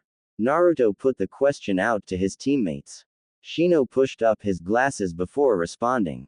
I believe that's she called the upcoming Genjutsu mistress of Konoha, he said simply. I know nothing else. Hi. She is a good friend of my K-Ka-san. Hinata stuttered a bit. Naruto's thoughts were already racing. Hey, Genjutsu you say, huh? At least I won't be susceptible to it anytime soon. You got my back with that, right Kurama? No, if I keep helping you, you won't really grow. Why start refusing help now? Naruto was confused. 1. Because it's the right thing to do. And, I don't have to up to you anymore by doing favors. The first reason was enough. Naruto muttered. Excuse me. The Aburame lifted an eyebrow. Naruto caught himself quickly, realizing that he'd spoken out loud. Both reasons are enough. That's what I said. Shino was skeptical but didn't push it too much. As in, she is a genjutsu user and must be really skilled in it if she's dubbed as its mistress. That means that she will fight dominantly with it instead of other techniques. I see. Go on. And, Naruto pointed at Hinata who blushed a little. If she is on such good terms with your family, maybe you know who could tell us what kind of history this lady's got. I've been told from my Ka-chan that she was very good friends with Kurenai's father when they were on the same team, but he died in the Kyuubi's attack. She also has an intense dislike for perverts. Hinata said. Interesting. Anything else? He tapped his chin with a forefinger. No, Naruto-kun. This woman might probably hate me, she's gotta be in on the secret that you're sealed inside of me, Kurama. Naruto was already leery of his Jonin teacher, and couldn't shake the possibility that this team was already wrecked before he got a chance to create his own shinobi team once he left the village on mission. Maybe it would improve relations with our future sensei if I told her that you're apologetic for your actions. I was being manipulated by that Uchiha. It's not my fault. And besides, Ito could have done something to help the situation, but only made things worse. He killed the only two people who could stop me, your parents. Wouldn't hurt. Wouldn't really help either. What's done was done. As soon as he said this, the bell rung to signal the end of lunchtime and everyone filed inside to room 4. While there, everyone waited for their own senseis in their own way. Some napped, some muttered to their ninja creatures, and yet some others just sat and imagined what their future instructors would be like. Soon, there were only 3 teams left who were still waiting when the door was pushed in by 2 people. The female of the 2 had a fair complexion and she had very distinct red eyes, which were complemented by purple eye shadow and red lipstick. She possessed long black hair that reached her upper back. She had on mesh armor that was easily visible through her clothing, and only one sleeve that went in tandem with bandages that wrapped from her upper torso to her knees. The man was fairly tall with a somewhat brown complexion with brown eyes, short spiky black hair and a beard. His standard Jonin jacket had bandages around the sleeves and around his waist. He had on a sash with the kanji for fire on it. Teammate? The woman asked. She threw a harsh look at the Uzumaki that everyone noticed. Naruto's eyes widened in recognition, and a loud and silent "no" was on his lips. It was grim. My name is Kurenai Yuhi. I will be your Jonin sensei. Meet me in the "no," someone exclaimed, slamming his hands on the desk and stood. Everyone turned to take notice of the yeller, none other than Naruto himself. I want no part of this team if it means having to put up with her being my sensei. Kurenai was silent. She didn't seem at all surprised to hear this outburst, and this troubled Hinata. She also surprised to see Naruto behave in such a manner. He was cheeky at times, but never an outright rebel. Naruto-san, what is wrong? Shino asked. Nothing is wrong, Naruto said through clenched teeth. Everything is peachy and perfect. Just perfect. Alright brat, what's your damage? Why don't you want her for your sensei? You think we have to let you be a genin? The man said. Don't have to tell them about our own tests yet. Actually, yes, you do have to let me be a genin. After all, if Kuma were to attack Konoha with a couple of Jinchurikis, Naruto trailed off. He knew about the S-ranked secret. The Jonin got the message. Their expressions grew cold. The students didn't understand a thing that was going on. Asuma. Let's not waste time with him. Just let him be. Kurenai enjoined to the now named Asuma. What? The man was baffled. Just ignore him. Yeah, that's right, Naruto exclaimed. Just keep doing what you did Thursday. Can someone tell me what the hell is going on? Kiba was completely confused and befuddled, couldn't take any more subtext. From what I can gather, Naruto is upset with Kurenai-sensei due to some incident on Thursday. Shino sounded unsure at first in his explanation, but kept on. Judging from what was said, Naruto must be loath to the circumstance that she may have ignored him on some matter of importance. Hit the nail right on the head, Shino. Naruto said as he sat back down in a huff, still glaring at the red-eyed woman. Kurenai breathed slowly, trying to relax herself. Her first encounter with the Nine-Tails Jinchuriki didn't go well because she had blown him off when he asked for Bunshin ninjutsu help. Admittedly, She probably would have helped him if the creature that resided in him hadn't killed Shinku Yuhi, her own father. What's worse, she didn't even want him on her team, but his scores had perfectly rounded off the other students' scores, ending up being second to last in his class, despite reports of him being the strongest genin of his generation straight from the Hokage's mouth. Just a bit earlier, she had tried to explicate to the Hokage about the fact that there would be friction between herself and the boy, but he still ordered her regardless. Look, Naruto, even if you don't want Kurenai as your sensei, the Sarutobi began. You stay out of this. You did the same thing too. Every one of you people are all the same. Will of fire. Ha! Naruto spat. Suddenly, disappearing and reappearing, the offended Jonin was in front of Naruto and lifted him by his shirt collar. You will show respect to your superiors, brat. Now either go with Kurenai, he looked to the woman by the door, or sit out another year in the academy, Asuma averred unnervingly, leaking just enough killing intent to frighten any and all genin present. He wasn't about to take any bullshit from a fresh genin, Jinchuriki or not, just because he felt biased against. Naruto wasn't fazed. He merely looked over to Kiba, as if deliberately ignoring the man lifting him up bodily. Hey Kiba, looks like you can leave Team 7 and join Team 8. Seems more your type anyway.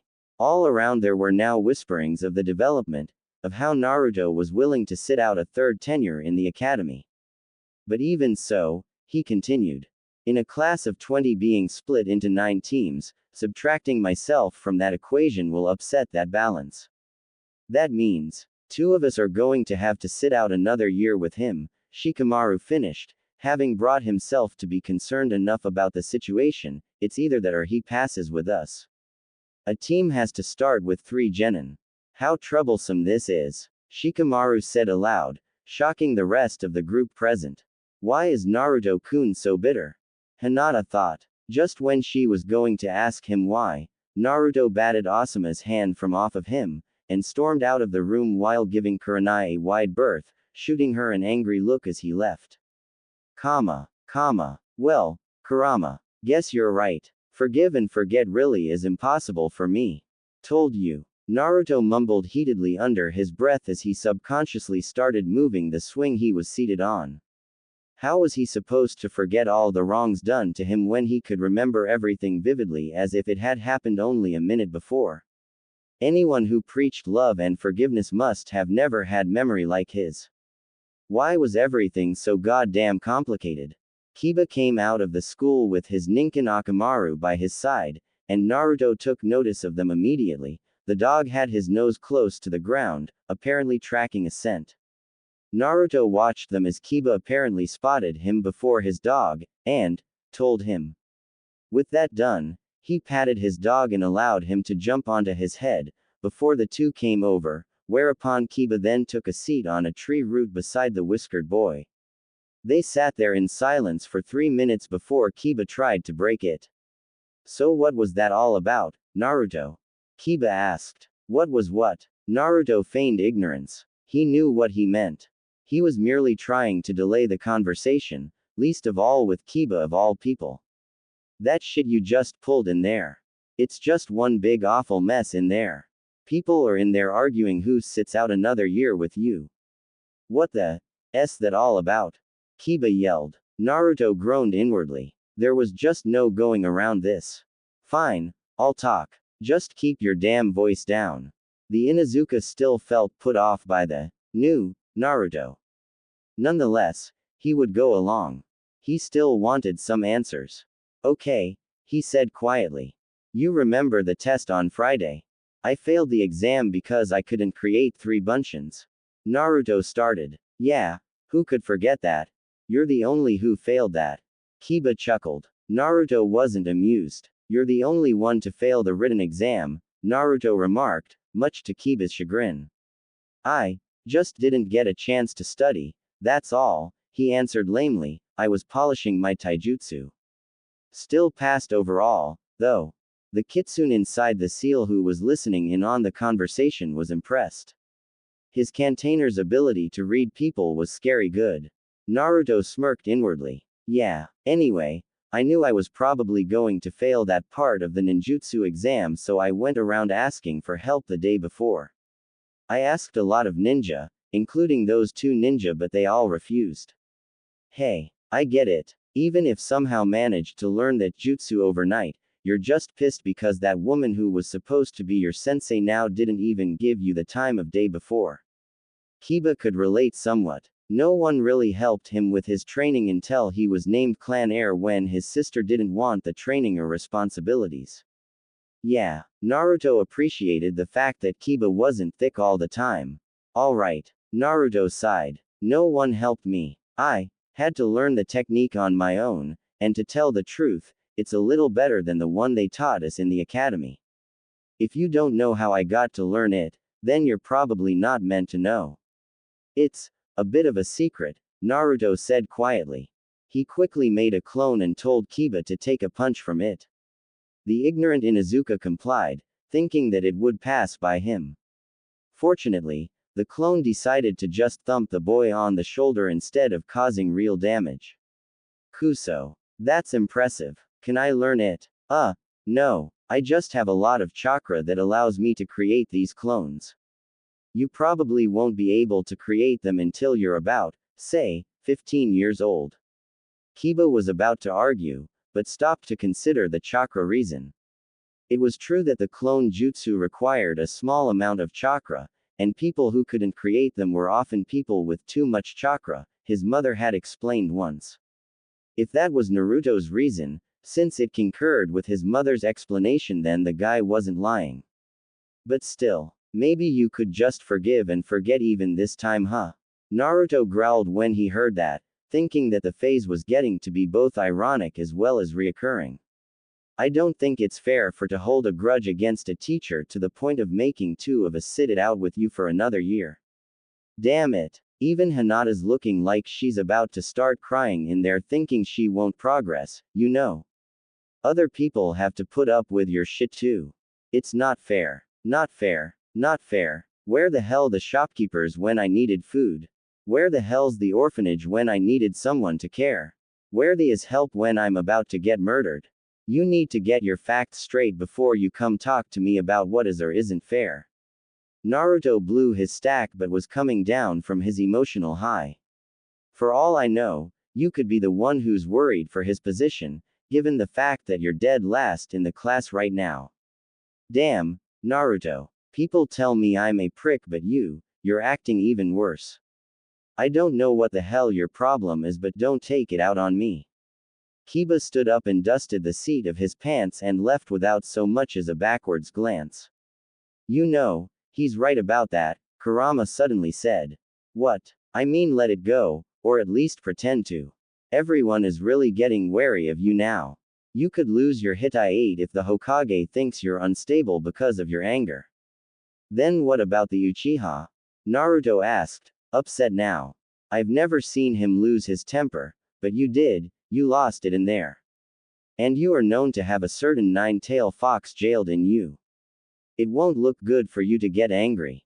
I mean, if the Hokage was here watching that little spat between you and Kiba, he'd start thinking that the seal was breaking or something. He would think that, not necessarily act on a hunch.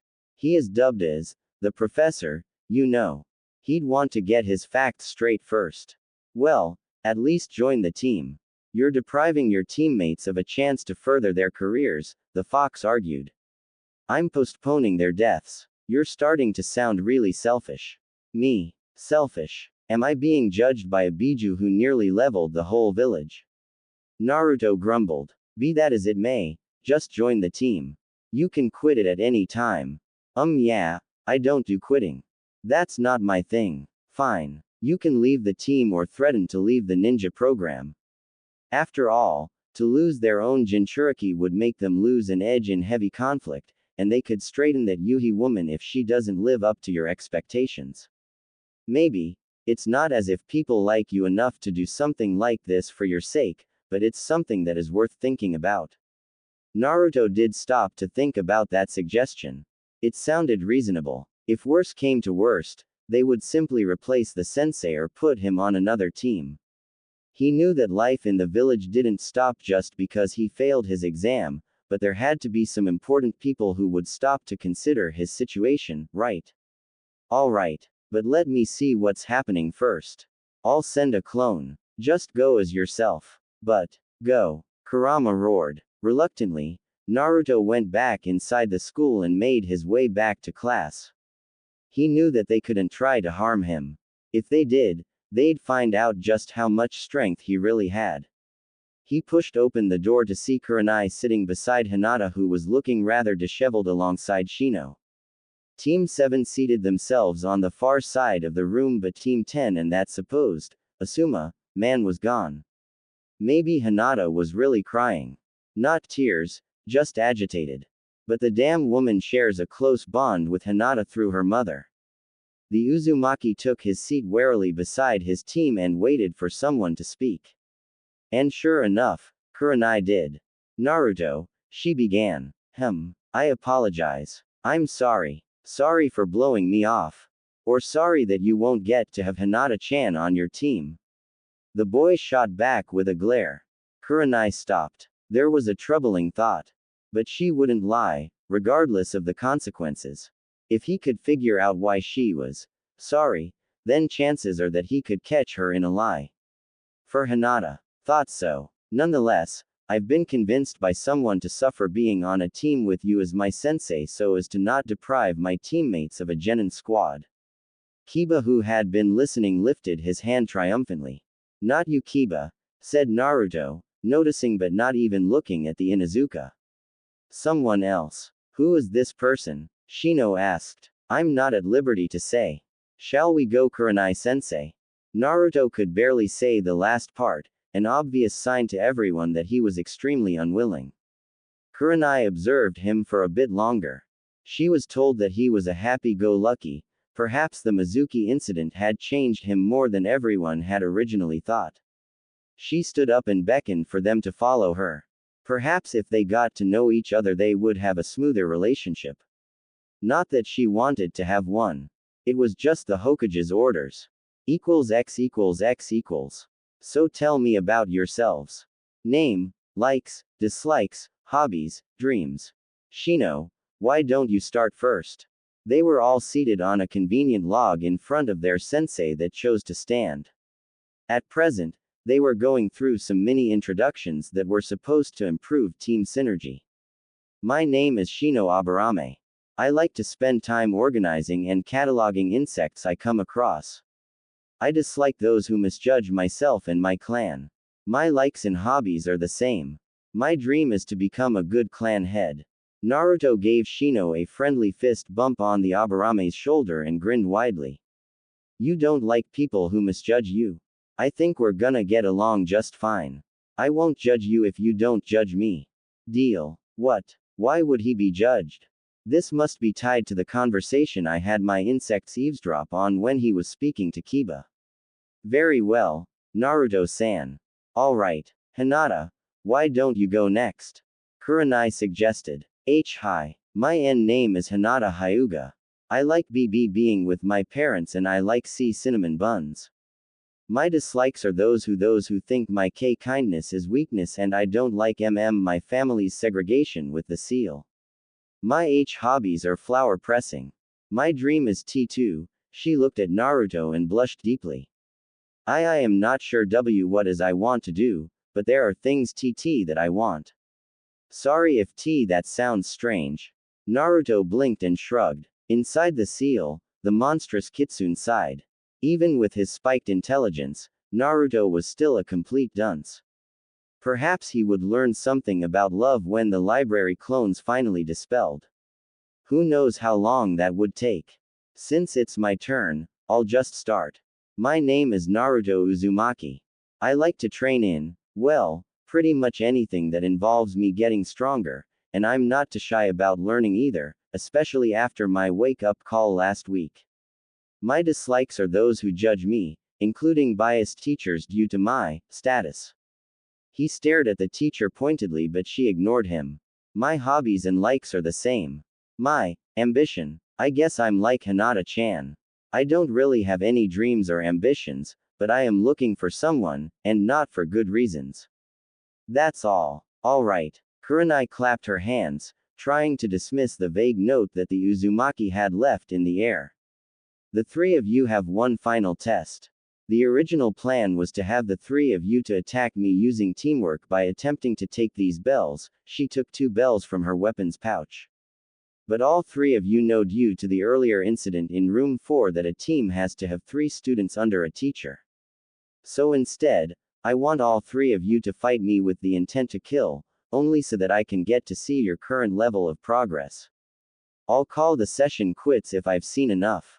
The red-eyed woman looked to her students, seeing them all stand up to ready themselves in some fashion. Shino whispered to his insects and Hinata activated her Byakugan while Naruto performed the ram seal to call forth his chakra. Judging by his intensity, she could tell that the boy was going to start using jutsus left, right and center. Begin. Shino and Hinata jumped into the trees to hide while Naruto sat back on the log. Yuhi glared at the boy whom she believed was lackadaisical. Well, oh, the test stops when you say you've seen enough. I can already beat a Chunin, that much is obvious, even if it was just a passing chance.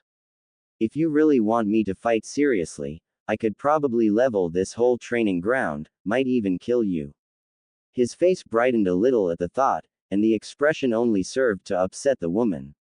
Probably won't, though, Kurenai scoffed. You level this whole training ground. She doubted it. Even if he beat Mizuki, the Chunin's skills were slightly dulled. Notwithstanding this, Naruto had only just made genin. As for what she knew about him, it was that he knew that he was now a ninja, and that he knew his status. Perhaps he could have learnt something dangerous from the scroll of seals while he still had it, besides the Kage Bunshin no Jutsu, anyways, according to what the Hokage had said. But who was to say that he hadn't learned others? Naruto smirked. I don't want to be arrogant. He formed the cross ram seal, and going along with this cue, the Kyuubi helped him to convert his chakra into elements necessary for the element-specific clones. 6 bunshins formed around him. You guys know what to do. Water, fight her with the Tanto. She'll think you're more dangerous and try to take you out first, just make sure she gets wet. Hey, stop laughing, you perv. Lightning, you'll fight her with the baton. Enforce it with Raiden chakra. If it hits her, she'll get electrocuted. If that fails, the wind clone will do a collaboration jutsu with the fire clone. I'll throw some weapons from afar to distract her with the normal Kage Bunshin. The Iowa clone will try to hold her legs using the Shinju Zanshu no Jutsu, double decapitation suicide technique, if I have to go through with the final technique to blow everything up. Everyone got that? Yeah, they all exclaimed mentally, too loud in Naruto's opinion actually. The woman watched Naruto and his clones just stand there before 2 of them came to fight her while another 3 jumped into the tress, making sure to keep her eyes on the real one. The one with the Tanto made a horizontal swipe with it in no predetermined stance. The clone did it on purpose, allowing the woman to easily dispose of him. But she didn't right away. Instead, she toyed with him and made fun of his earlier claims of being stronger than he appeared. She played right into it. This is pathetic. The Sweden clone had no response except to continue slashing at her wildly. She quickly took out her kunai and blocked a slash aimed at her throat. Oh hell, he really intended to follow through with killing me.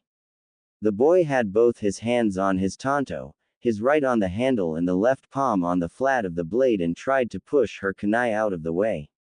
But she wasn't an elite Jonin for nothing.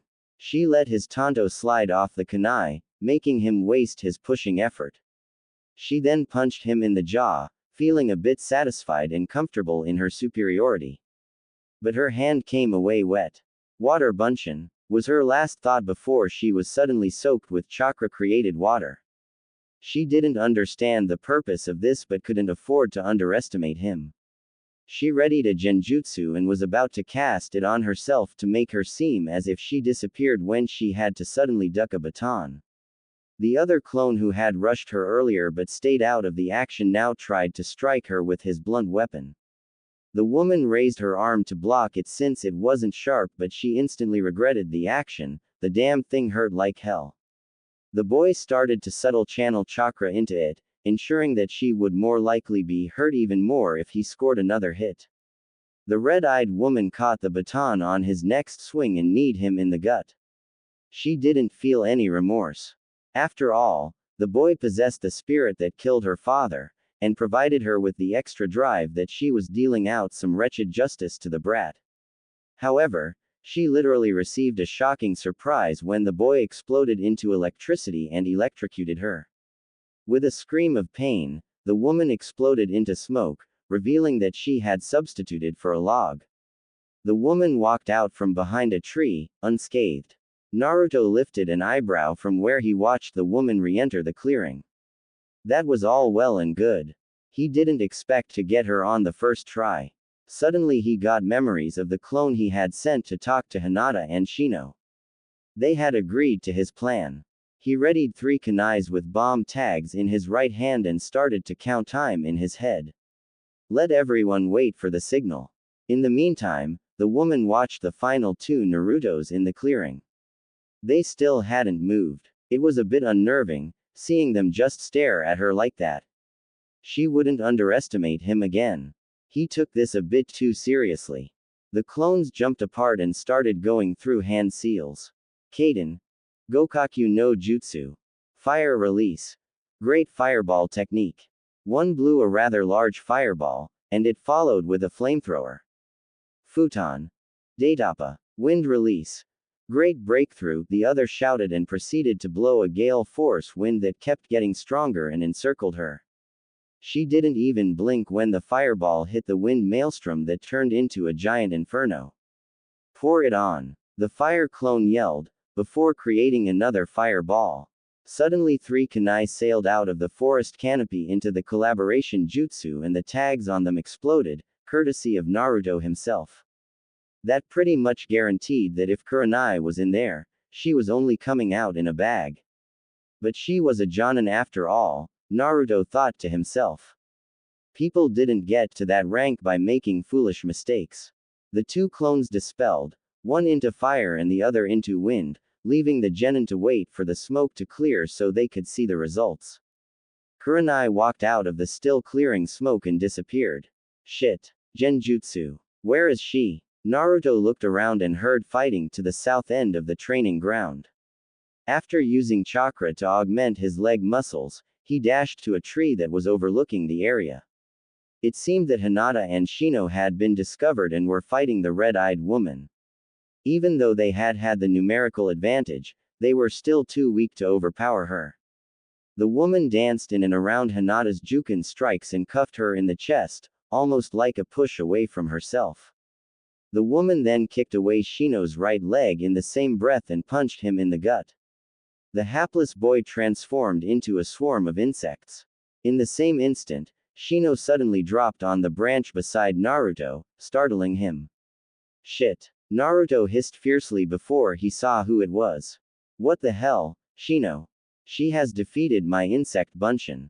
Presently, my strongest insects are in her, more hard to reach areas feeding on her chakra. Soon she'll be weak. Do you have a plan? I don't have a plan. Only an idea. But it's overkill. Naruto gave the boy next to him an intent look. Think I should do it? When Shino asked how strong this powerful move was going to be, Naruto replied, powerful enough for you to leave this training ground altogether.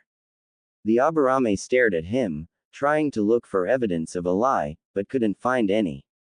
He's serious. What scared him was that Naruto actually had firm belief in what he was going to do, and that he was willing to go through with it. Very well. What do we do? Get Hinata out of here. I'm going to throw kunai and shuriken to stall Kurenai. The Aburame nodded and jumped down to join Hinata. Well, Kurama, what do you think? Personally, I think it's too over the top. And that's coming from a Biju who raised the village. The fox suddenly laughed. Do it. Naruto grinned. He started chucking all his kunai and shuriken at Kurenai, occupying her while Shino grabbed Hinata and leapt away with her. He started counting to 20. I never actually did this before. Hope I don't get myself killed. Comma. The sensei continued dodging weapons thrown at her. Some were thrown aimed at her chest, some at her legs and others around her. It felt as if he was driving her, somewhere. Suddenly, she felt two legs grab her ankles and dragged her underground till only her head was left above ground. What? Naruto dropped down of a tree in front of her and slow clapped. Well, Kurenai-sensei. Here we are. You are about to find out about my final and most destructive technique. Just so you know, it doesn't really matter if I'm right, but I love proving people wrong. The woman merely looked at him, uninterested. But she was actually reading a substitution if she got an injury. Taju Kage Bunshin no Jutsu. He yelled as he formed the ram seal and strained. Soon, his features grew feral, red eyes and whiskers and all. The woman could no longer feign disinterest. As the seal breaking, suddenly, an immense amount of clones puffed into existence. The woman gasped. It was surreal. The boy was practically his own army. There were hundreds, probably even thousands of them. They took up every available space, on the ground, in the trees, everywhere. Suddenly the original Naruto shinned off while Yuhi still gaped. Where is he going? She did not like this situation and she quickly substituted with a nearby clone and got out of the hole. So this is your plan? To try and overwhelm me with numbers? She smirked. This might have been the tactic that he used to beat Mizuki, she thought, but it wouldn't work. She could easily outmaneuver them all if she had to, or to simply use another genjutsu. No, if it were that, the boss wouldn't have left. This is far too dangerous. What? Too dangerous for Naruto to stay. The woman grew worried. Suddenly all the feral clones formed the ram seal and started glowing a faint white. The woman's eyes grew wide when she heard what the clones shouted next. Kage Bunshin Daibakuha equals x equals x equals. It was a fairly ordinary day in Konohagakure. Business people were haggling, customers buying, akimichis were eating, and Naris were lazing around and the like. There was absolutely nothing that would or could break the peace of a typical Monday. Naruto came out of his shunshin and appeared at Training Ground 3. The boy was about to see if the concept of having a localized and concentrated blast of exploding clones was as capable as he believed. He couldn't wait. Suddenly, he heard a massive shout that was carried over the wind. Taju Kage Bunshin Daibakuha. Then there was pure, unadulterated silence. Only for a moment. The air seemingly tensed before ultimate chaos ensued and reigned supreme for what seemed for eternity. A massive chakra-created explosion centered in Training Ground 4 rippled through it, destroying all that was caught up in its maelstrom. The white plume of the explosion that climbed into the sky could be seen by anyone in the village who was outside at the time. Hell yes. Boom. This tops every jutsu I have ever done or seen. Naruto was ecstatic. He was never going to forget it. He sighed, coming down from his frenzied high. But he didn't stop to think of the consequences. Not really, right at that moment, per se. Equals x equals x equals. Frankly, this is the stupidest thing you have ever done, Naruto. Hiruzen didn't know what to feel. Angry that Naruto destroyed a whole training ground, sad that Naruto had lied about what he had learned, happy that Naruto was now really strong enough to take care of himself, or pissed that this situation was going to cause a shitload of paperwork. The damn thing was practically multiplying on his desk every time he blinked his eyes. The old man put on the face required by his office that screamed, "Naruto, you've really stepped in it this time." But the boy had no regrets marring his countenance. It was an awesome and a destructive technique when clones were used in bulk. Even if he had to replant and grow every tree that was blown up into splinters, he would do it happily. Naruto was seated in front of the Hokage while Kurenai and the rest of Team 8 stood behind him. And behind them were Shibi Aburame and Hiashi Hyuga. No doubt that they were angry that Naruto nearly blew their children to smithereens. Thinking of the future repercussions, the aged Sarutobi couldn't help but sigh. Naruto, did you even stop to think of the complications and consequences? Naruto was impassive. Hokage-sama, I did stop to think about them before I did the jutsu. If I had used offensive elemental bunshin like Raiden or Kaden clones, the damage would have been significantly greater and possibly start a forest fire that would spread to other training grounds. Elemental bunshins used in a Daibakua. Hiruzen nearly paled at concept. That may be, Naruto, but the fact remains why you did it at all. Naruto was prepared for that one. Kurenai-sensei told us to go for broke. So I did. The laws state that if one leaf ninja kills another leaf ninja by any means other than self-defense, the killer's life is forfeit. It's not as if it's murder. She told us to do it. Even if I, a mere genin, had killed my Jonin-sensei who practically told us to try and kill her had succeeded in doing so, 1, it wouldn't have been murder, and 2, it would have meant that the standards for Jonin quality is looking pretty low. Kurenai nodded. That was true. Then what of Hinata, you wretch? Was her life forfeit in your attempts to kill your sensei? Hiashi spat. Did you not care if anything were to befall her? Shibi spoke up for the first time. That's not entirely true, Hiashi-san. He pushed his shades a bit farther up his nose while speaking. My son told me that Naruto warned him that his next technique would be quite potent and told him to leave with Hinata-san. In fact, he went on to explain that he got out of the blast radius with a bit more than enough time to spare. Are you defending the boy's inappropriate use of destructive techniques, Shibi-san? Hiashi glared. No. With all things considered, however, Naruto-san did nothing wrong. They were on a training ground doing a training exercise. The teacher's words, in a sense, stated that each person should give his best, and Naruto honored the demand. Naruto told everyone of his potentially destructive jutsu, even going as far as to warn them beforehand. No one perished, or even injured. The only expense was the training ground, which, Shibi trailed off. Has no owners. Naruto finished. Sarutobi sighed. They were correct on all points. The training ground was free for everyone to use. If you got injured there, it was basically your own fault. If no one owned the land, no one could be sued for injuries sustained there. Furthermore, since no one owned the land, Naruto didn't have to pay anyone for any damages.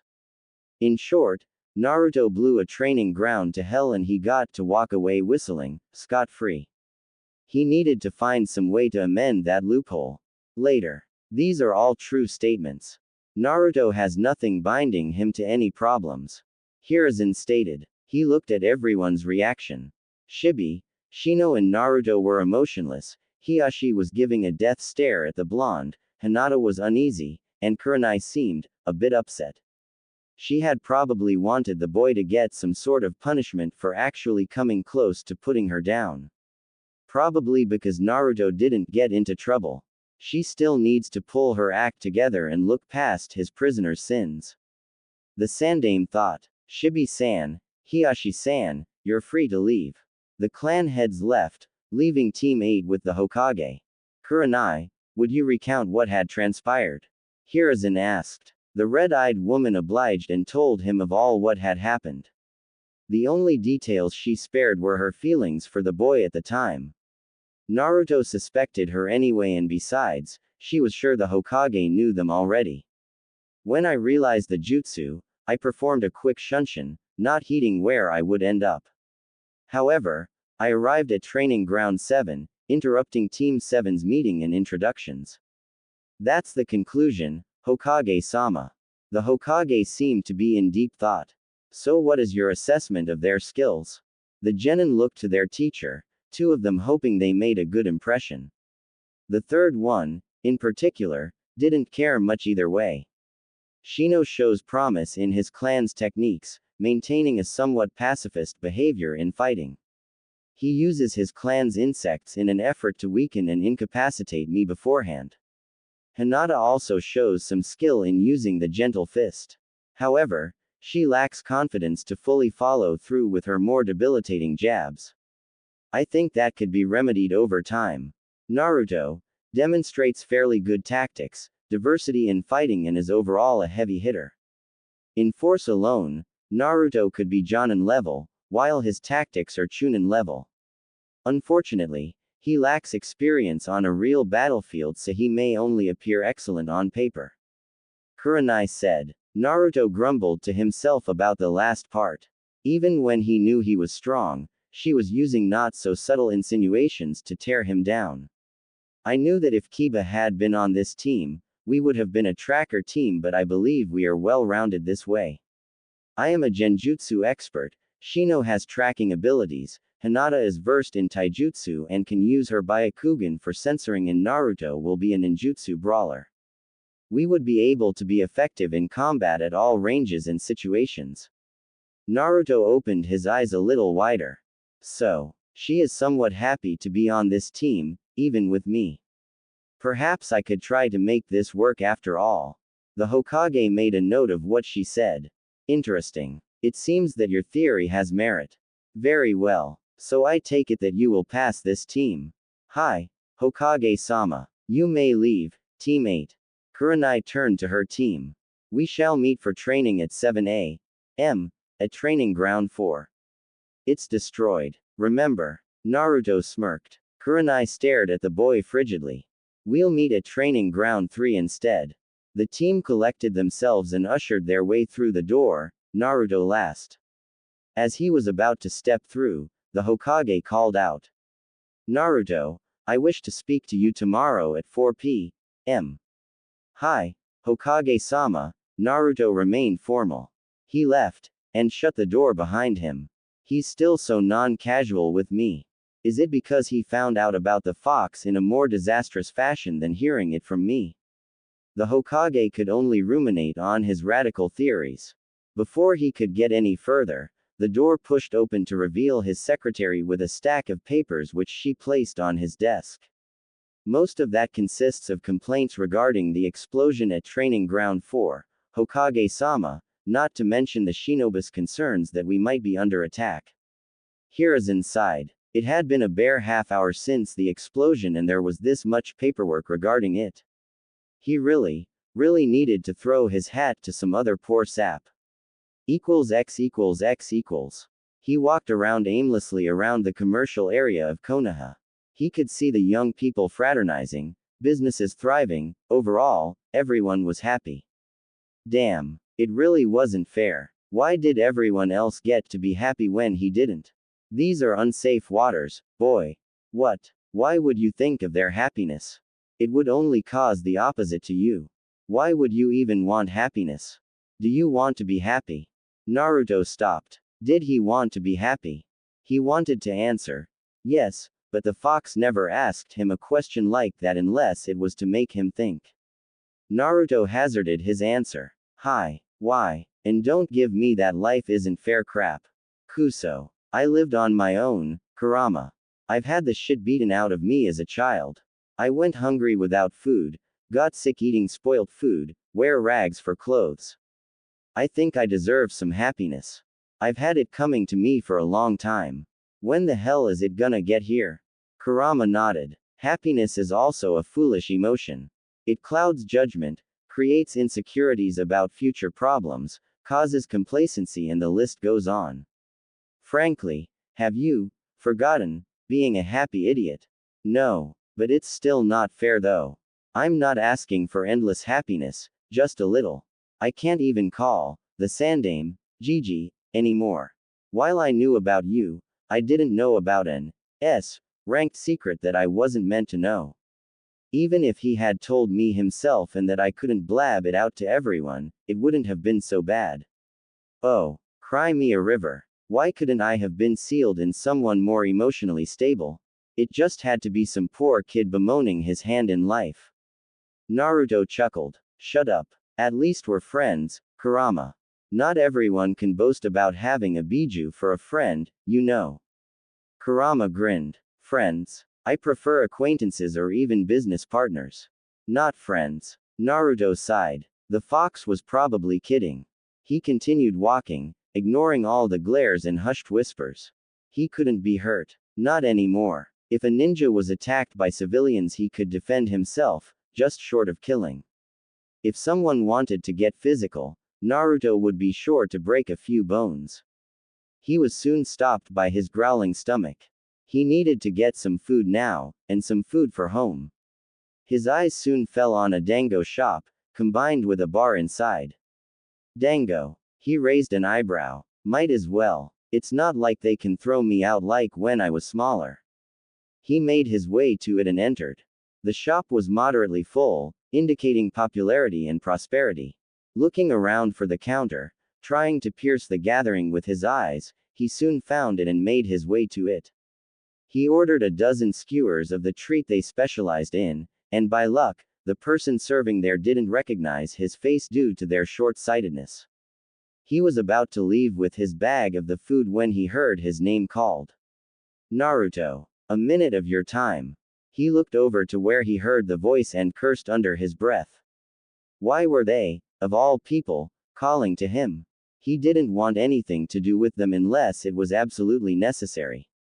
But he couldn't pretend that he didn't notice them. He had already seen them, and they knew that. Shit. Just see what they want. If it lasts longer than you wish it to be, just complain that they said a minute, and that you're busy. Simple. Just be a douche, the nine-tailed fox urged. Naruto sighed. May as well see what they want. The boy with the vulpine visage sauntered over to the three Jonin who were speaking in hushed tones with each other. Apparently Kurenai did not want to talk with him, but Asuma had insisted. The third person with the mask and gravity-defying gray hair merely looked at Naruto with interest. Naruto pulled up the fourth empty chair and sat in it, scrutinizing the Jonin.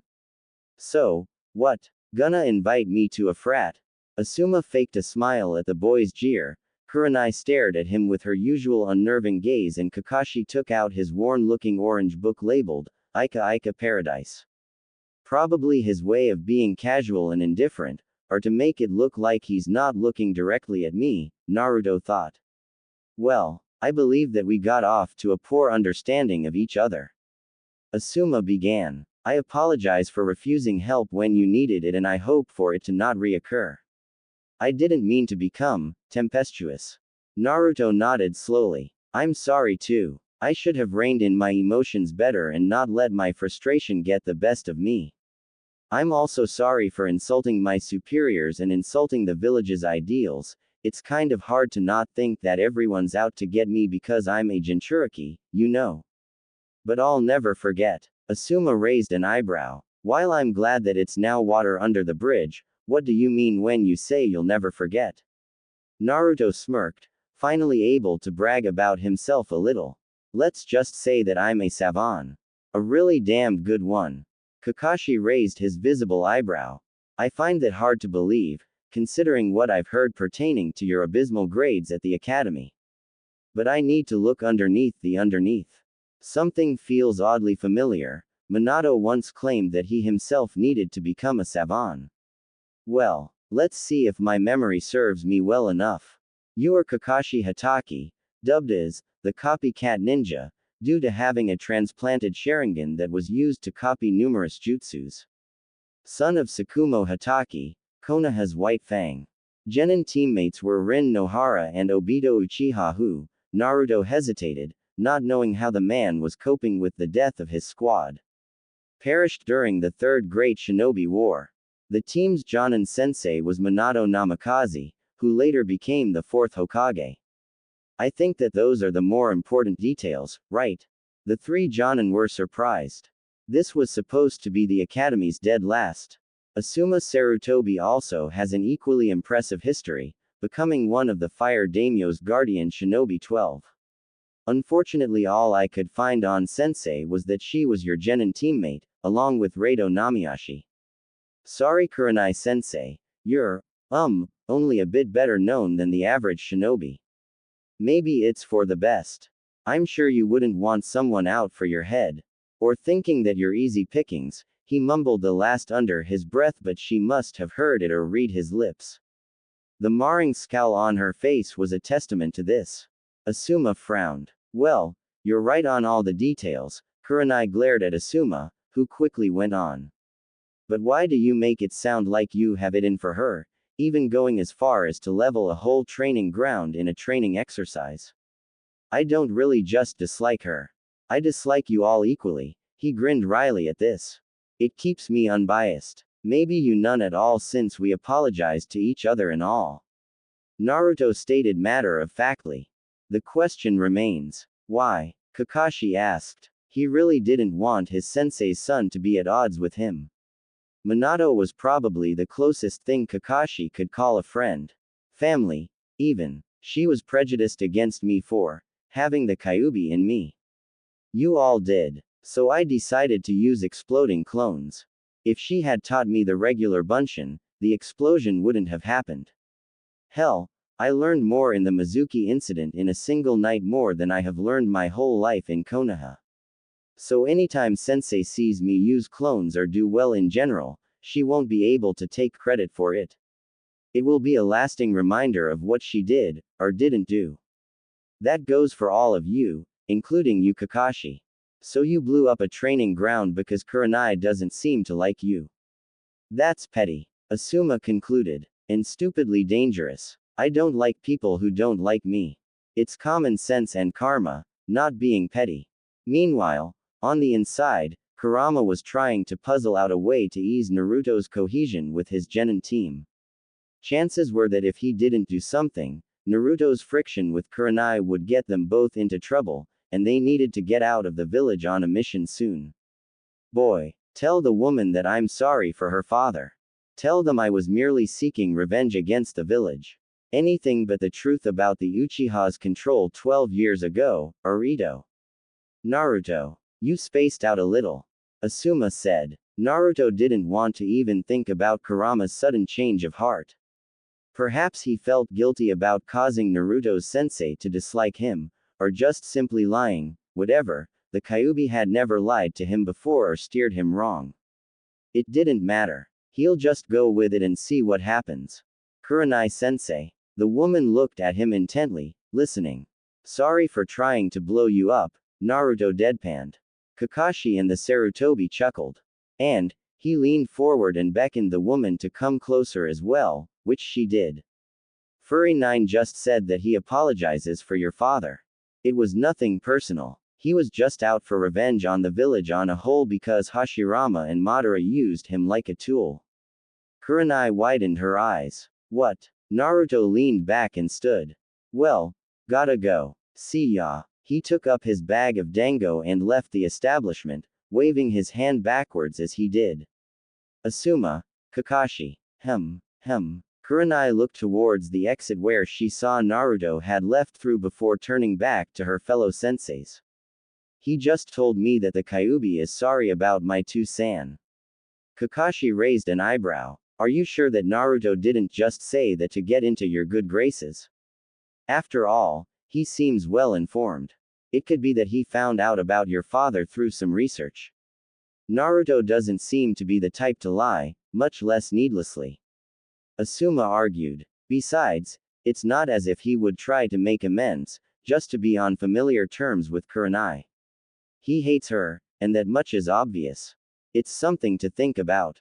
If what he said is true, then the Kyuubi must be on regular speaking terms with Naruto. What if it's trying to trick him? Or worse, what if the seal is failing? Kakashi asked. This is troubling. We have to inform the Hokage. Well, in any case, whether Naruto is telling the truth or not, or if the fox is sincere or not, I'll consider the thought. I'll tell the Hokage myself. Kurenai got up, waved to her friends and left in a body flicker. X equals X equals. Naruto sat on the park bench and took his vitamin supplements. He needed to bring his body back up to speed as quickly as possible now that he was a fully fledged ninja. He began to eat his dango and found that he enjoyed it, albeit a little too sweet. I'll burn it off in training though. Anyway, do you think they'll tell the Hokage about the apology, Kurama? Probably. It's also a good way to tell the Hokage that he could have been more informative. Then again, you can't really hold it against him though. After all, would you tell an S-ranked secret to your former idiotic persona? Naruto stopped chewing in a pause to consider this. No. The great fox grunted. Well, try to contact the clones, check in on their progress. Naruto considered the idea. All right. He tried to focus on his clones. He didn't have names to them. He could only identify them by their duty. Hello, hospital clone. What's going on? What? Oh, thought I was being haunted or something. Listen, I need you over here within the hour. Or make another clone to replace me. Why? I learned 2 medical jutsus over here and I've had to practice it in front of a nurse. I'm gonna run out of chakra soon. Naruto realized the dilemma. Alright, tell them that you're going for some fresh air in exactly half hour. What does your transformation look like? The clone imagined his description. You see it? Yeah. Naruto chewed on another skewer of the dango. You'll see another clone then. You can dispel then, let him learn the jutsu through the usual memory transfer and everyone is happy. Niece. By the way, you better eat your dinner and go to bed early. I've seen people after surgery. Trust me, it's disgusting, and you'll probably end up vomiting or straight up lose your appetite. Do you have any idea how a cancerous intestinal system looks? Naruto did a double take. I'll keep that in mind. Now, what about the library clones? Yeah, Kurama interjected. This is still messed up. You're talking to yourself. Shut up, Kurama. Everyone yelled in thought. It's not funny. Anyway, what were you saying, clone number 1? Hey, wait a minute. The other library clone hollered in mind speak. Why the hell am I number 2? Stay out of this. 2 clone, the first clone apparently yelled, I don't need the headache. Whatever. What were you saying? Naruto interrupted, hoping that they'd get to the point. We're making good headway. I read 40 books since Saturday and my fellow clone here read around 36. Some of them were really thick books. I actually read more than you. Naruto sighed, already feeling a migraine starting to brew up. Continue number 1. The librarian let us stay reading at night though. He mentioned that someone else did what we're doing now. The Yondaime. Naruto raised an eyebrow. He did what we're doing now. Hi. We'll last for another week though. Gonna need some more chakra by Saturday. That's fine. I'll swing by then. Okay. Naruto tried mentally reaching for the last clone in the orphanage, but couldn't. Guess it doesn't apply to that one. After all, Kurama made him years ago, and he's not really a Kage Bunshin. Naruto shook his head. Life was certainly getting interesting, never a dull moment. There wasn't any pauses, though. Ito was out there, somewhere. He needed to find him and end him.